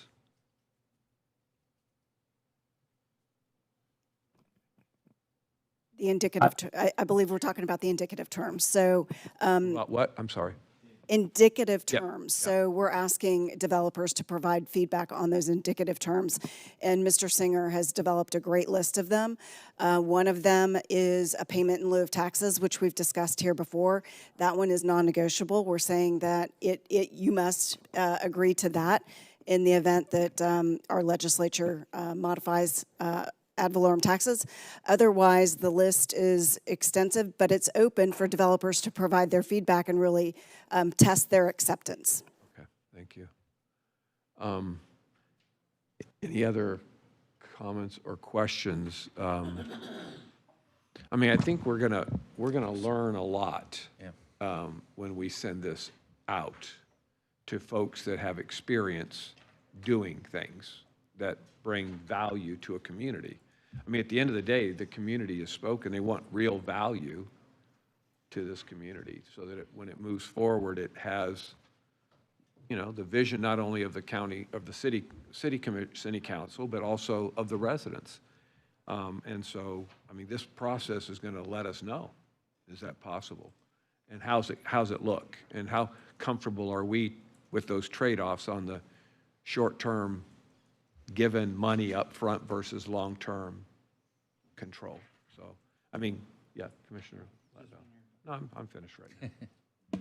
I had some comments about the town hall last week that I didn't want to share last week because it was more about our residents than us. But I've thought a lot about, you know, some of what our residents said. And I, like y'all, I was expecting a lot more speakers and a lot more people in general. But I appreciate y'all participating in the town hall, and especially for Barry and the communications staff and for Blaine and everyone else who facilitated it. But simply put, my constituents are hurting. I knew that before the town hall meeting, and I didn't really need a town hall to figure that out. But I wanted other people to see it. It's not a small number of people, it's the majority of the city of Clearwater.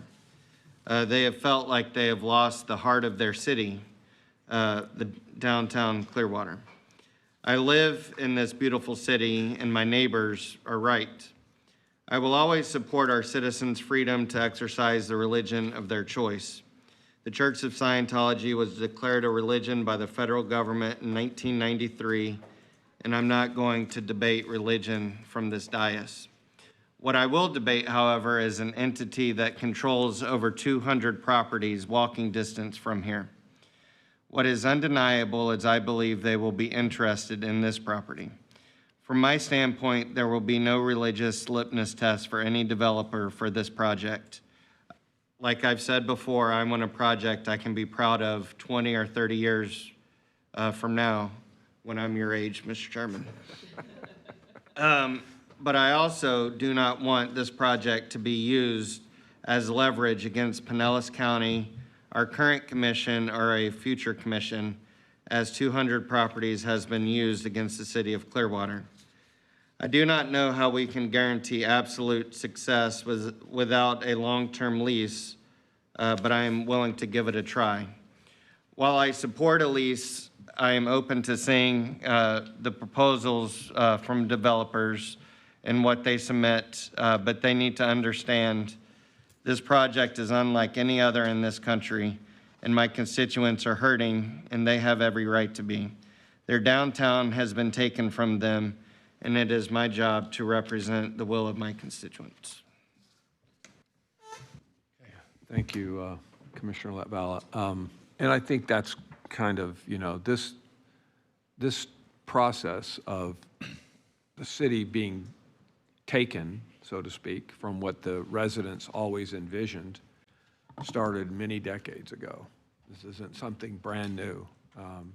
And, you know, I would be concerned if any entity owning as many properties as they do in downtown, because it certainly starts to dictate the way a community is going to be. And that's not fair and it's not right, whether it's the entity that has bought the 200 properties that you're talking about or anybody else that wanted to buy 200 properties in downtown. It becomes their vision, not the community's vision. So, I mean, I think this is as others have pointed out on this dais, this is an opportunity for us to maybe turn that tide a little bit, spread the property ownership so that other visions can start to materialize, and ones that maybe match what the residents of the community wanted 30 years ago, 10 years ago, or the young folks that are looking for a different downtown. So I think this is a great opportunity, and I think hearing what the folks that are going to make it happen is really important piece here. How they do that is important to us, and hopefully will be important to them. I'm assuming to the question that Commissioner Flowers asked in the beginning, that we could very well see proposals back that mix the properties, that this group really isn't, in their opinion, subject to that long-term visioning improvements, and they're kind of outliers, and we think those should be sold or not. I think you and will. Some of the more critical pieces that really shape that future and might be ones that we're more interested. But there could be a combination. I think, well, we're looking for one master developer, but I think it will be a combination. Your downtown core, different from like where the Swisher building is and things like that. So there's different areas of the city that will play to different pieces. But either way, you'll see the detail. You'll see the indicative terms that are being proposed before, and that'll be viewed with the public, where you can get the public's input on those proposed structures before you need to make a decision. And that will then ensure that what is being proposed, people will actually build, which is what you want, is the activation. We heard that over and over again, to make sure that there's an activation to downtown.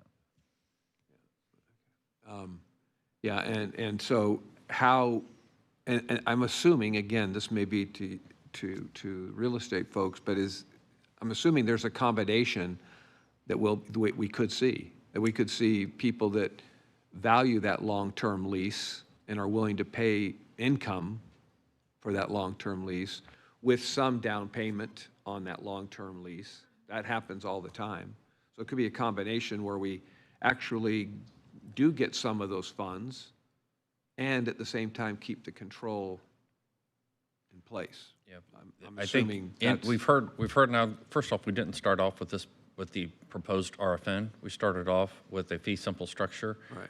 Based upon the feedback we heard from you as a commission and the public. We made those modifications. We brought on Eric to give us the legal horsepower, because the indicative terms, whether it's in a lease or whether it's in a fee simple process, it's the terms that control.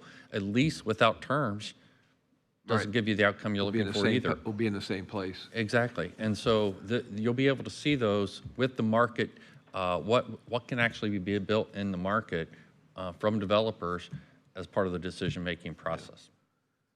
Mr. Singer, did you have any other comments for us? No, I agree completely that that where we may land is sort of a mix and match, where certain properties are best developed under a ground lease, and certain might be best developed under fee simple with strong controls and protections for the county as part of the restrictions. But again, with those strong controls and strong wishes on our part, there's still a market for people to build and make money. Would you summarize it that way? I mean, there's still, depending on the structure, there's still ways for developers to do quite well. Yes, I think there's definitely a path for the county to get fair value for this property and ensure that the commission's vision for a robust and timely development of the property can be ensured. Okay, well, thank you for your comments. Really appreciate your being here this morning. So just looking for consensus that we can release the RFN. To send it. And if we get that, then we plan on releasing that here in June. Okay. Yeah, I was just about to ask, is the plan still to do it in beginning to mid-June? Yes. Mm-hmm. Yes, so we'll do all the final, so we didn't want to assume the outcome of today. If you're in concurrence, we'll finalize all the terms, go through another legal review, and then release it here in June. Just really consensus, as long as 5 people or 4 people are good. Yes. Got 2. Am I okay over here? I'm good. Okay, we're all good to release. Okay, you got a unanimous consensus. Great. To release. This is exciting. Thank you. All right. Is that all you had, Barry? I had one other item. There was an article, or it's actually a news article that the St. Pete Beach Pier, that they were waiting on permits from the county, and we hear that a lot. The only problem with that one is that we can't rule on a pier application until we actually receive an application. So just for the record, we haven't received an application, therefore I can't approve an application. So be happy to work with them once but that was made public, so I figured I would comment on it. This is the pier that we're talked about? Yeah, and no, that's a different one. Okay. That's an individual that got advice from somebody other than us, and and now they don't want to pay the after-the-fact permit. That's a different issue. This one is the St. Petersburg Pier at Pass-a-Grille. The St. Petersburg, St. Pete Beach. Okay. Oh, St. Pete thank you. Beach Pier in Pass-a-Grille. So, but again, we'd be happy to help them if we get an application. That's all. Okay. You're finished, right, Barry? I'm done. Okay. Commissioner Scheer, why don't you start us off today? Thank you, Chair. I've had a quite busy month, or since the last time we talked. I thought it might be appropriate to bring you all up to speed on the proposed MPO, and where I think we are on that, the MPO merger with Hillsborough and Pasco County, just real quick. Because I attended a meeting on April 8th with Ford Pinellas, where we considered the apportionment that was presented to us, and then on April 17th, I attended the TMA Leadership Subcommittee that was also formed to talk about the proposed MPO. My takeaway from those meetings are that most of the members of Ford Pinellas, and quite frankly, maybe even Pasco County, did not realize that the proposed, am I talking too quiet? Because I'm trying to get better at that. No, Anyway, I think most members didn't realize that Hillsborough County was going to be receiving 52% of the vote of the MPO should it merge, as the apportionment said. And so that kind of put a break on it at the Ford Pinellas meeting. But rather than send to the TMA a flat rejection at Commissioner Scott's request, we just delayed the vote and said, hey, we need to talk more to Hillsborough County about this, as well as Commissioner Flowers here also understood that 52% might not be good for us to be in a minority position with the merged MPO. So anyway, we didn't vote specifically, and then we went to the meeting with the TMA, where the Port Authority and the Airport Authority and a city councilwoman from Tampa, and also Commissioner Bowles from Hillsborough County were present. And so we talked about these ideas. And we also talked about, we didn't just need to approve the apportionment structure of a proposed MPO. We also needed to approve an interlocal agreement, and we also needed to approve the bylaws of the MPO. And none of those had even been presented. And I think the general consensus at that meeting was, with Hillsborough and Pasco present, that we should be, those three documents should all be agreed to in single meetings, rather than doing it piecemeal, like, oh, let's agree to the apportionment, then we'll do the interlocal agreement, and then we'll do the bylaws. No, we need to get all three of those documents together and approve them as one batch. I would never recommend to this board that we approve just one. We need to approve them all together, so we know exactly what we're getting, and we don't have to wait. Also, I floated the idea at that meeting that we could form the board similar to Tampa Bay Water, which is a great example of inter-county relationship. But Tampa Bay Water is 3 members from Pasco, 3 members from Pinellas, and 3 members from Hillsborough. Nobody has the upper hand there. So I like that. Now, we may have to get some of our legislators to help us with the state laws on that. I'm not sure. Jules working on that. But that's something that we're all looking at. So I prefer 5-5-5 and 3-3-3, make the board a little bigger, but we need to work on that as well. And then like I said, for the MPO to happen, we should be approving all the documents together, interlocal agreement, the apportionment, and the bylaws need to be done together. And so that's kind of where I see it. It's not dead.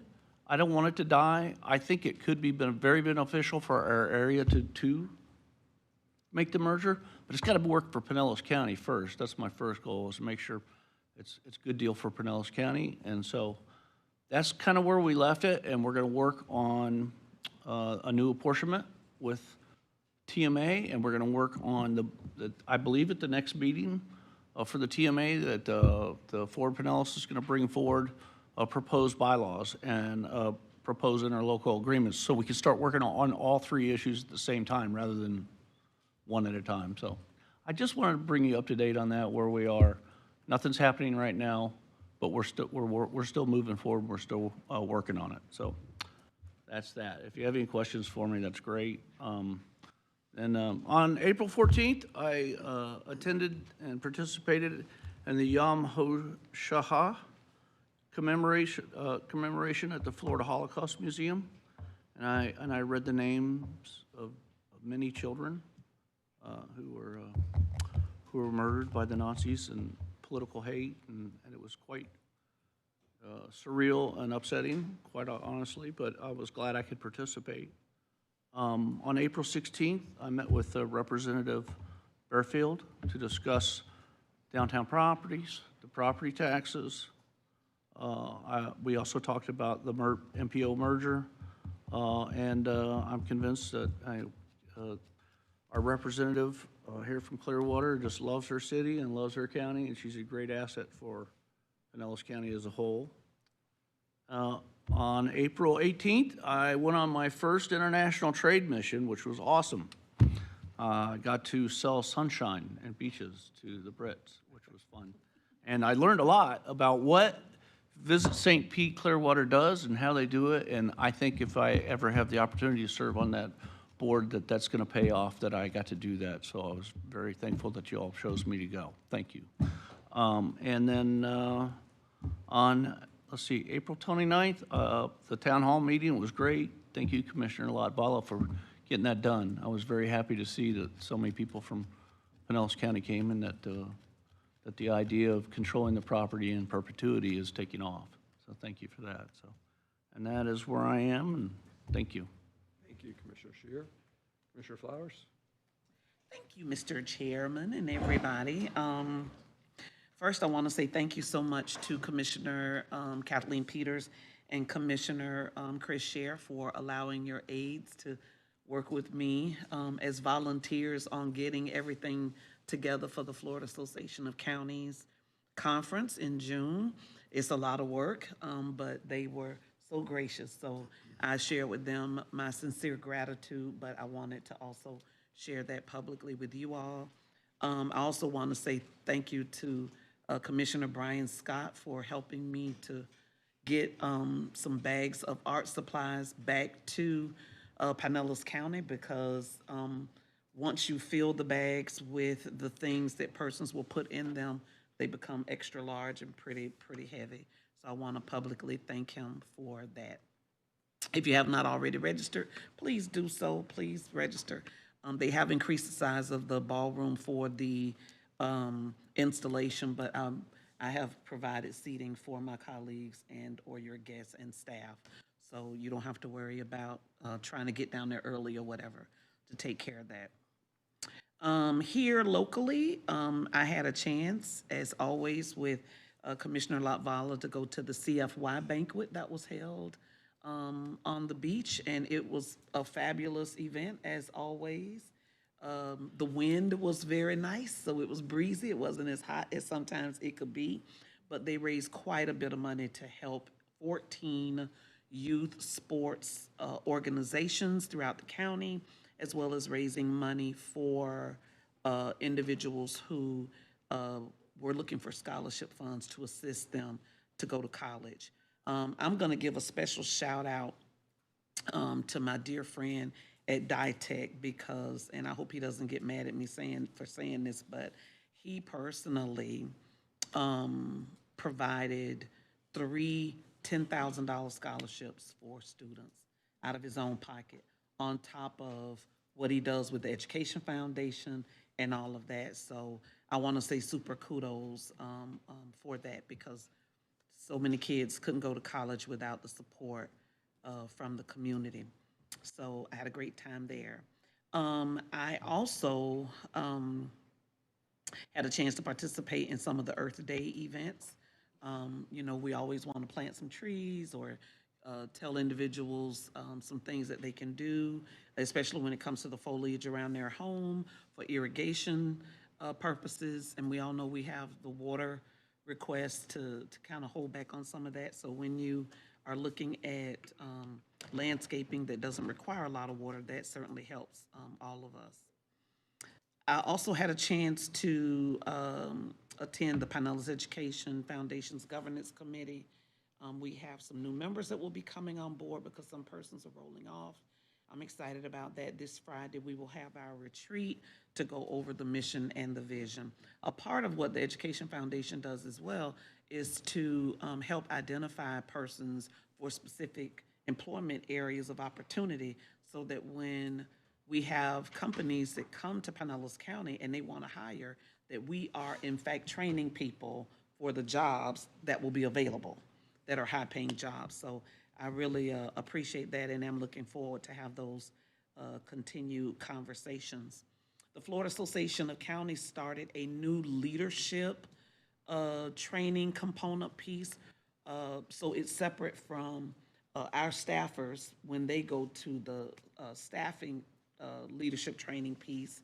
Tristan was signed up to go, but we all know what happened with the legislative delegation up there, and so he was not able to make it. But I had a chance to go and give the welcome, and they had about 35 individuals signed up for that. So thank you to those who were able to attend, and hopefully on our next one, Tristan, you'll be able to make that. It was some good information, good. There were persons that came from South Florida, up in the Panhandle, all over the state, so I thought it was a really good combination. Again, kudos. You got us in and out, like what you said, for the town hall meeting. But I really appreciated the comments that individuals gave for the town hall meeting. I think they spoke from their heart. And like I said that evening, everybody was mindful and respectful of one another, even though this is a very sensitive topic. So I just want to say again, Commissioner Latvala, thank you so much for suggesting and leading that charge. On Saturday, I attended a maternal health forum at the Hammock at Boyd Hill, where it talked about women's health issues that come as a result of pregnancy, and how it just doesn't affect the woman, it also affects the husband or the father of the child. If the mom is not doing well, either during her pregnancy or once she delivers. So it was really, really good, very well attended, and I'm grateful for that. I was going to attend another event at USF, but then there was a tornado warning, then lightning strikes, and then unfortunately the University of South Florida's Marine Science and Research Facility was struck, and it was a massive fire. I was invited by the mayor on yesterday to come down and see firsthand the damage that had been caused at that research center. It used to be, the buildings used to be the barracks for the Coast Guard. So if you could imagine how the walls and things were built, but of course that had nothing to do with the inside of the structure. So number one, glad that no one lost their life in that. Number two, glad that the fire department was able to get the fire under control, because there were, of course, chemicals and things from the research that were there that added to the urgency of the situation. What I am most sad about, though, is the professors and the doctoral students and the researchers, because their research is gone, and that is a hard hit. I know when I was working on my doctorate, I was backing up on like 3 and 4 separate disks in case anything happened to the material on my laptop, so I wouldn't lose anything. So I know firsthand what it's like when you're really worried about the data and stuff that you've collected. But for them, there were certain experiments and things of that nature within the confines of those walls that you just can't get back. So I feel really, really sad about that. The interim chancellor did state that they've already worked out some ancillary support facilities for them to work out of until everything is taken care of. There was a representative there from Tallahassee, and I'm so sorry, I can't remember the gentleman's name, but he came down immediately to see what can be done to help the University of South Florida. So for all of those, in case anyone is watching or listening, know that our hearts and prayers go out to you all, and that you recover as quickly as possible. The Tampa Bay Regional Planning Council Resiliency Conference is fast approaching. That is on the 13th of this month. And the conference is the 13th and the 14th. It's going to be held where it was last year at the Palmetto Marriott Resort. And I look forward to, if any of you can make it over there, it is always a very good conference. So I'm hopeful that you can attend. We have won awards. We, meaning Pinellas County, we've won awards before for our efforts in conservation. I don't think we submitted, Barry, I don't think we submitted anything this year. No, we ain't submitted anything. So anyway, they won't say it's rigged because I chair the Tampa Bay Regional Planning Council. So maybe we'll look at it again in the near future. ACTS, some of you may have attended some of ACTS events and whatnot, but it is an organization that helps those who are youth and interested in the music industry, whether it's singing, playing an instrument, dancing, or whatever. That organization is having their annual championship breakfast, which is on the 7th at the USF St. Pete Student Ballroom Campus Center. It's early in the morning at 8:30, so if you are able to attend or would like more information, please feel free to chat with me and I'll be happy to get you that information. And in advance, happy Mother's Day. Mother's Day is Sunday on the 10th. So for those of you that have wives, tell them I said happy Mother's Day. For those of you that are mothers, happy Mother's Day to you and to those in the community. And that's all that I have, sir. Thank you, Commissioner Flowers. Commissioner Latvala. Thank you, Mr. Chairman.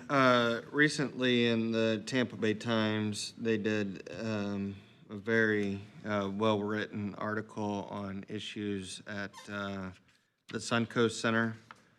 And a couple of years ago, their then CEO stood at that podium, and I remember asking her if they were having problems with their sexual assault kits and their rape kits, because I was told that they indeed were. And I believe she straight up lied to us. And she assured us that that was not the case. But anyways, I'm glad she's no longer there because she did a horrible job. They have a new CEO now. And according to the Times, there are some issues. I know we had some speakers today that unfortunately did not speak on Suncoast. But their CEO reached out to me mainly to talk about the article, but I took the opportunity to kind of share my grievances with things that Suncoast has done really in their mental health training. And I shared with him that I had a friend who, his wife was a client there who no longer is with us because she committed suicide. And the CEO wasn't aware of that. But we had a good conversation. And hopefully, their CEO, who's, I believe, been there for about a year or so, will get things turned around. And if not, hopefully there will be other providers in Pinellas County that will be able to pick up the slack, not just in the sexual assault space, but also with their mental health issues that they have. Because, as you know, there's a lot of folks in our community suffering. Also,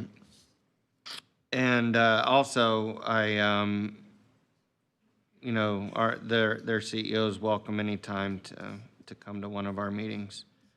And he mentioned that he was going to reach out to y'all as well about that article that the Times wrote. I attended the CFY banquet on the beach with Commissioner Flowers.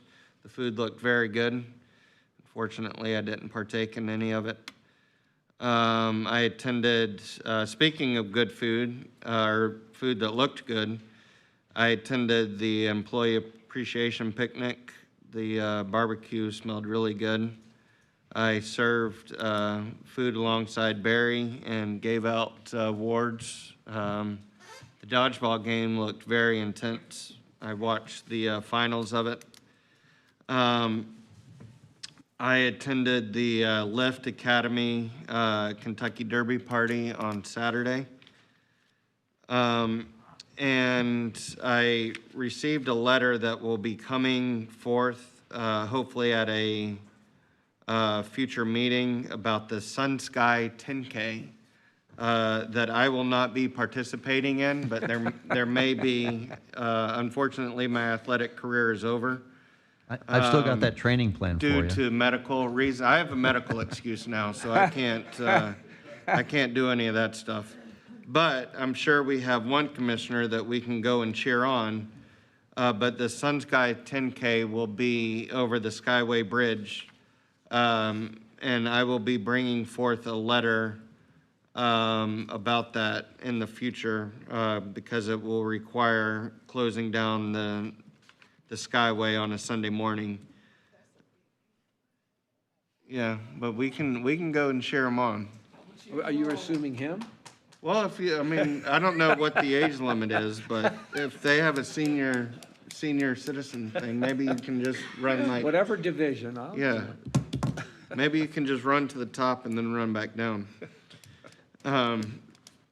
Also, one thing I want to look at still, the chair resigned of the Continuum of Care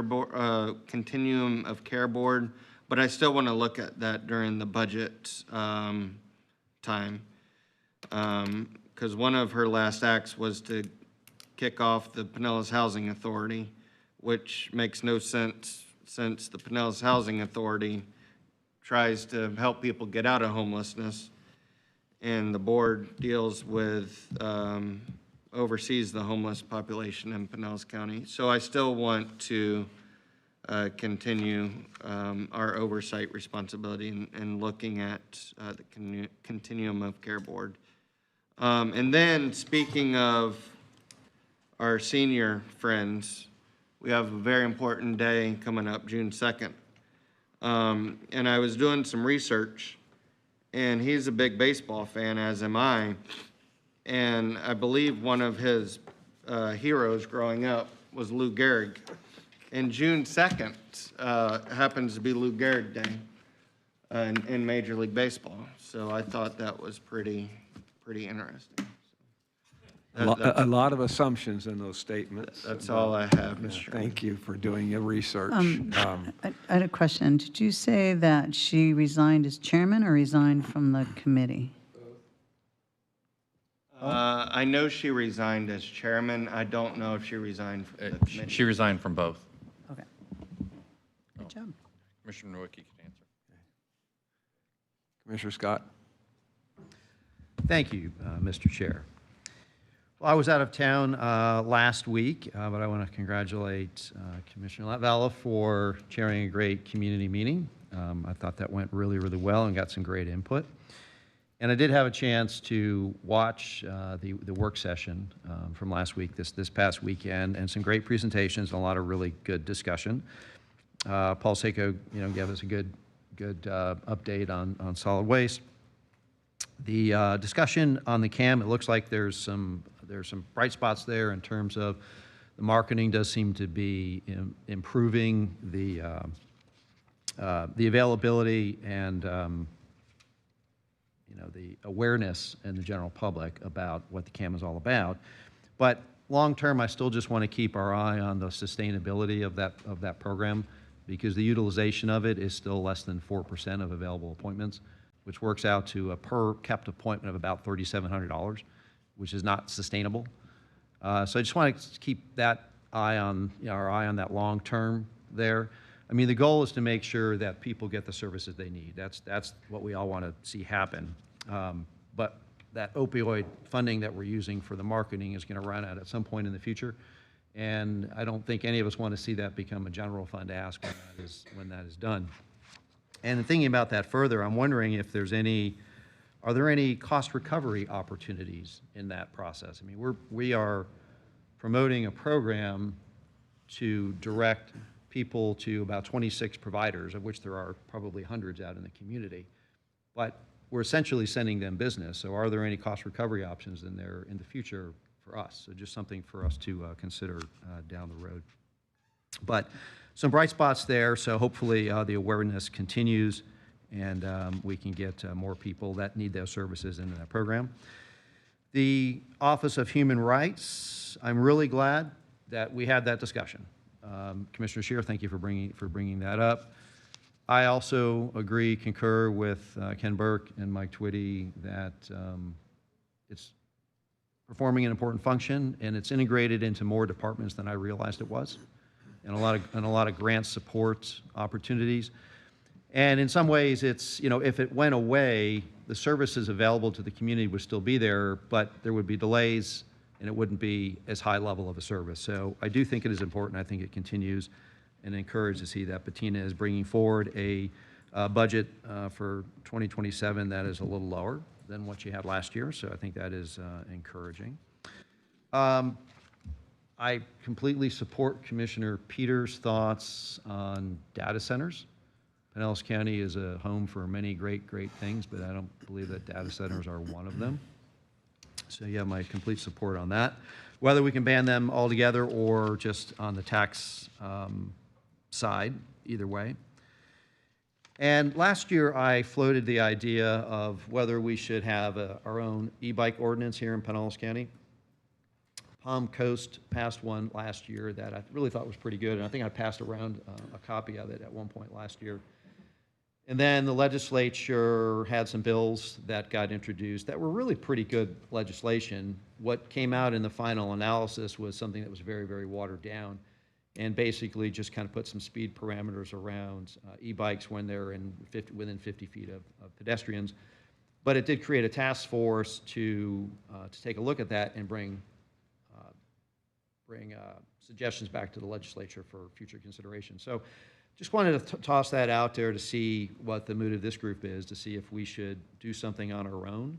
I mean, Tallahassee could do their own thing next year, and if we did something, they could preempt us or they could grandfather us in. But e-bikes are here to stay. They're only going to continue to proliferate. I mean, it is part of the transportation network now. They're getting a lot more attention than they've ever gotten by law enforcement, and it's hard to, I mean, it seems like every other day there's a story in the news about a serious e-bike crash. And the Pinellas Trail is getting more attention by law enforcement than it's probably ever gotten, mostly because of the proliferation of e-bikes. And law enforcement doesn't really have a lot of tools in the box to really deal with them. So I'm kind of the opinion that we should take a look at that. But I just kind of wanted to get a sense of what everybody else around here thinks about that too. Yeah, I think it's a great idea. I mean, I think the more we talk about it and the more we kind of, I mean, because our county is unique, again, to the discussions that they're going to be having on up there. And if we have our discussions, at least maybe we can give some input. Right. You know, and let them know kind of how that affects us and maybe some ideas that make sense. Whether it's enforcement, because that's it's a tough one because there's so many miles of roads and trails, but at least from an education standpoint for the kids in our schools and the parents of those kids that sometimes don't even realize what they've gotten. Right. And what they can do to augment their performance in some ways. So, and the state laws that have allowed a lot of what I consider motorized vehicles on our trails, and that's a whole nother issue that, right. Again, getting back to how we manage our trail and all of that. So I think it's a great conversation we should have as a workshop. Okay. I would like to look at it. I appreciate that. They make me nervous. I see the e-bikes running down our sidewalks doing 35 miles an hour, and I'm like, whoa. Right. Yeah. That's, you're endangering pedestrians, and so looking at it, I mean, whatever, suggestions you have, I'd like to look at, so. And the enforcement piece is kind of like chicken and the egg. Enforcement, I think, evolves over time. But right now, law enforcement doesn't really have any tools in the box to even deal with it. Not really. But you look at St. Pete just rolled out this drone squad that they've got, right? So I think, the technology and enforcement continues to evolve and change. So I think in some ways, you've got to have some tools in the box for law enforcement to be able to use, and then I think the enforcement mechanisms will, come over time. Technology outracing what we have to control Right. it, right? Yeah. Sometimes it happens. Something like that. Right. So, okay, so maybe something for a future work session. And then on activities, I recently, in the past couple of weeks, was on the Kelly Kelly radio show, and I think Commissioner Latvala was on it as well. It's kind of a fun show to do. And I don't know, Commissioner Latvala, when you were there, did Doug Kelly give you a copy of his book, The Sunshine State Mafia? Mob one? Yeah, have you read it? Yeah, I've read a good portion of Yeah, it's a pretty good book. Yeah. Yeah, it's really, he's had an interesting life. it. Yeah, I wasn't in there, so. Well, I wasn't either. I don't know if anybody else was, but I wasn't in there either. And then I had the opportunity to tour Oxy Ventures with Dr. Johnson from Pinellas County Economic Development. They're manufacturing drones right here in Clearwater that are over in Iran right now, blowing things up. And it's mostly being 3D printed. It's really quite an interesting tour to take and to see what is happening with technology and how quickly and how cheaply that they're making these things. It's almost a little scary. But anyways, very interesting tour, and it's right here in Pinellas County, creating jobs, bringing federal money into our area, so that's a good thing. Tonight I'll be attending the UF IFAS dinner event at the Sheraton Sand Key. And just curious, did anybody else get this letter? I got today from just a concerned citizen that is comparing the salaries of not-for-profit CEOs and how they've escalated in the last number of years to elected officials who have charge of much larger budgets. And what made me kind of think about this was the Suncoast Center situation that was recently pointed out, which in 2024, and I believe it's a different CEO now, but that time the CEO was making $332,644 a year. So did anybody else receive this? Yeah. You did it? Okay. All right. And I don't know that we have a role to play in any of this, but I think when we do give money to not-for-profits, maybe it's something that we should just inquire about as to really where all the money's going. And if I can add to that, if you recall, when that Suncoast CEO was here, she complained about lack of government funding that she was receiving. Yeah. And she was making well over $300,000. Yep. And I blame the weak board for approving that salary. And after my friend's wife died, who was a client of Suncoast, and I believe that Suncoast, for a lack of better term, botched that case, I reached out to every board member to have a meeting with them. And there was only one board member that would meet with me. The rest of them refused. And I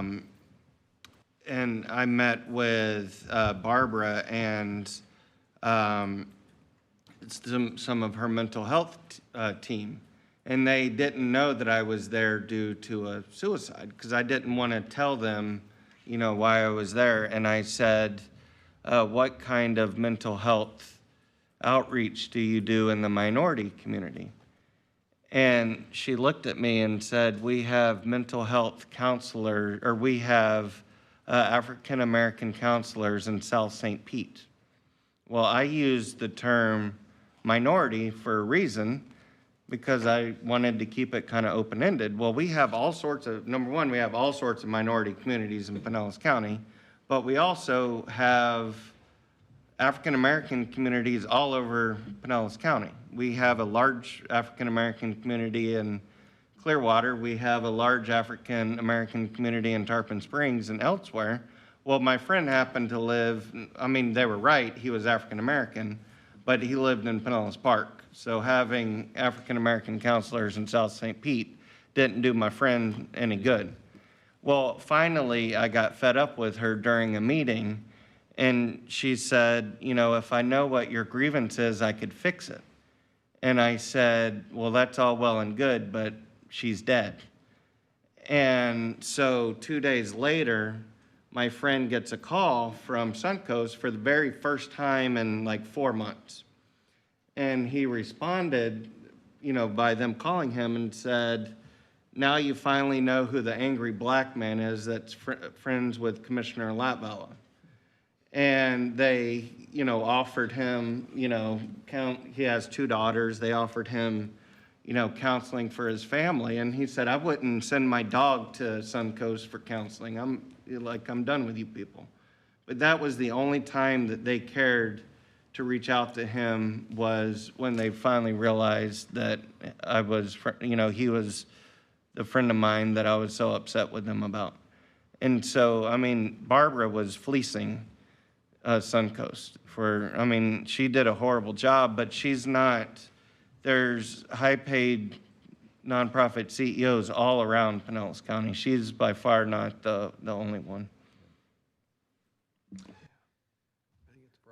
Yeah. Sorry, I didn't mean to. No, that's hijack good, your- perfect, good, yep. But he agrees, and so do I. Yeah, it's all good. All right, that's all I have, Mr. Chair. Thank you. Thank you. Thank you, Commissioner Scott. Commissioner Nowicki? Thank you, Mr. Chairman. Yesterday, I got to tour the Tampa Convention Center. The city of St. Pete is moving forward with a feasibility study that I believe we agreed to pay half of, to see about the merits of a, analysis of a convention or conference center downtown St. Pete.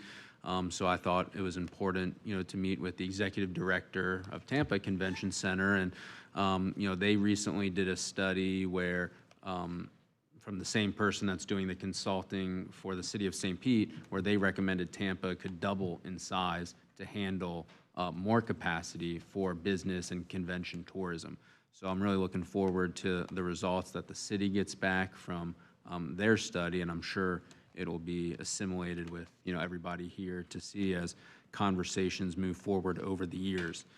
Also, last week, I attended the COC Board of Directors meeting where I was unanimously approved to be back on the board. So congratulations. Thank you, everyone, for your support. And with that, the chair did resign from her role as the chair and from the Board of Directors. But then I've been placed on the nominating committee to help select the new chair. So, maybe somebody will volunteer me, I don't know, but I'd happily go from being kicked off to being the chair of the COC in 1 month. So I'll be, gladly take that role. Also attended the Yak end of the year party at Sand Key Beach. The kids did a beach cleanup. They got their cords for graduation. So it was really exciting to see them progress over the year, along with Commissioner Latvala, to go on the tours and to really see their progression, and looking forward to them presenting their projects here. I toured First Contact, that handles a lot of the 211 calls. As we're talking, mental health is a big issue in the county, and so it's kind of good to see what First Contact does, hands-on in real time, answering calls for housing, utilities, and giving a lot of help. They do a great operation, and they do a lot of good work here in the community. I also yesterday did a photo shoot, a K9 photo shoot with a 2-year-old Holland, who has been with the shelter there for a good while and is becoming, I think, to where they could waive the fees for adoption. He's been there for a while, so hopefully he gets adopted. They said I was very agile in my photos of getting down on the seawall. Is that a dolphin in the background? Well, that I don't know if that's AI generated or not, but Shane did a great job taking photos, and I'm sure Shane captured that because you normally is one and done, and he said, well, hold on a second, Commissioner, I need to take another photo, and I said, well, Shane, don't you think you got it? You're Mr. One and Done. He's great. He's like, well, that's the worst insult you could say to a photographer, but it's because he was probably getting the dolphin in the background, and I couldn't see that, so. Hats off to Shane, Animal Services, everybody did a great job, and hopefully Holland gets adopted. And with that, Mr. Chair, I yield back. Thank you, Commissioner. Thank you. Thank you for meeting with the folks from the Convention Center in Tampa. I think that's great. Better job we do over here on the study so that's great. Commissioner Peters. Yeah, I don't have a lot. So I spoke at the Seminole Lane sponsored event that they've done for about 30 years now, their turnaround event, honoring students from middle school and high school that have turned themselves around and academically and are doing really good, and their stories were outstanding. It was really a pleasure to be there. We had PSDA, we're moving forward on buying a ferry boat. We've given the opportunity for them to buy one or two so that we can get moving on that. The Hubbards have done a really great job at finding options for us. Also, we have a budget workshop on Friday for PSTA. I want to, congratulate the Communications Department on that town hall. I think they did it very seamlessly and did an outstanding job, so kudos to them. It is Mental Health Awareness Month, and, I want to commend the captain of the Lightning team came out and said that he was going to step away to take care of his mental health. And I think, it's harder for men, I think, to come out and talk about that than women. And the more people that we have that are public about mental health and them needing time to step back, we've seen it with a lot of athletes recently in the last couple of years, that's what it's going to help to take to eliminate this stigma and get more people more comfortable with looking at their own mental health or mental illness. And so, I wish him the greatest success in his endeavor to take care of his mental health, his family, and his team. So since it is Mental Health Awareness Month, you will be seeing a lot of that. I'll be sharing a lot of resources and things like that all month long. I encourage the comms department and all of you to do the same. It's an important issue for every one of our residents, and if you join me in sharing more information, that would be great. And other than that, that's all I've got. Thank you. And I always appreciate your passion and perspective on mental health. There's a lot of problems and issues that many of us have, and so I always think it's understated. It's never out there as much as the need is really prevalent. So appreciate your comments always. Yeah, just another reminder about the Maroney 30th annual Law Enforcement Responder Dinner. It's on June 13th. It's at Ruth Eckerd Hall, 6 o'clock. We have at least one more seat at our table, maybe three, we don't know yet. For sure one, so if anybody's interested, please let us know. Thank you, Commissioner Peters, for bringing up the data center issue, and I'm not sure what role we're going to be able to play, but I certainly support those efforts as well. And the e-bike legislation, we already talked about that. I really appreciate that, because that's just something that we've got to get ahead of, or try to get caught up. I say, I don't know if we'll get ahead of it, but and I think us doing our own kind of, like, even though we may be, superseded by the state, but still, I think, what's that? More grandfathered in. What? Yeah, who knows? But anyway, I think that's a great idea. Water Conservation Proclamation at Weed and Isle. It was great with the Extension's Water Stewards graduation ceremony out there. Yeah, that was it was really fun, and it was really great to have that. Also, was an ambassador trip to St. Pete College in Tarpon Spring to basically honor a small business e-bike repair business. They have 5 people now, probably making, I think their revenues were over $400,000, all done in the last year. It's an exploding industry, as you commented on. They're here to stay, and they take their repair to the people's house, because those things are heavy. And so coming there to do the work, and I just really wanted to thank the Innovation Hub at St. Pete College for helping us put it on. They actually created a little kind of infomercial for them while we were there, so that they got to talk about their business, put it on their website and that kind of thing. So really great work. I also wanted to congratulate our Pinellas Recovery Program. I got to go out and be there with Martha Cannon and her new home renovation. It was really the first one that was completed about I guess it was done they had 30 days to do the repair, and I think they did it in a little over 7 days. Not major repairs, but certainly significant for her. And I think that was the message we tried to get across, that there's still opportunities for people to do some repair, to help get some, some funds back in the coffer, so to speak, if they qualify. And please don't assume anything. But it was really good to be out there and to support her having her home back. So looking forward to my trip to Dublin next week. I'm going with economic development folks, and we'll be talking about some opportunities. 3-county business community, I think there's 27 people that are going to talk to businesses about, looking at this region, if you will. I'm going to sprinkle in some tourism in there as well, so I'm looking forward to that trip. I'm sure Commissioner Latvala will do a decent job at the workshop, in spite of the fact that I won't be here to give a hard time to. Pick on somebody else next time. But look forward to that trip. There's a lot going on Alt 19. People have seen it up in Tarpon Springs. They did a whole new reconstruct, stormwater, repaving. They brought it all the way down through Tampa Road. Some safety mechanisms put in place, repaving. Taken a little bit longer than I'd like to have seen, but the work is just about complete. Now they're doing some safety work down in Dunedin. And a lot of it has to do with this people using the middle lane for a passing lane at high speeds. And so anyway, they're looking at that kind of thing. But the next big one they're going to be doing, I think construction starts this year, is the one at Alt 19 in Curlew. So they're going to widen that intersection. There's going to be 2 lanes going in all directions. There are already 2 lanes going west. There are going to be 2 lanes going east, north, and south. Some more, some better connectivity there with the #1 state park in the state, obviously, right here in our backyard.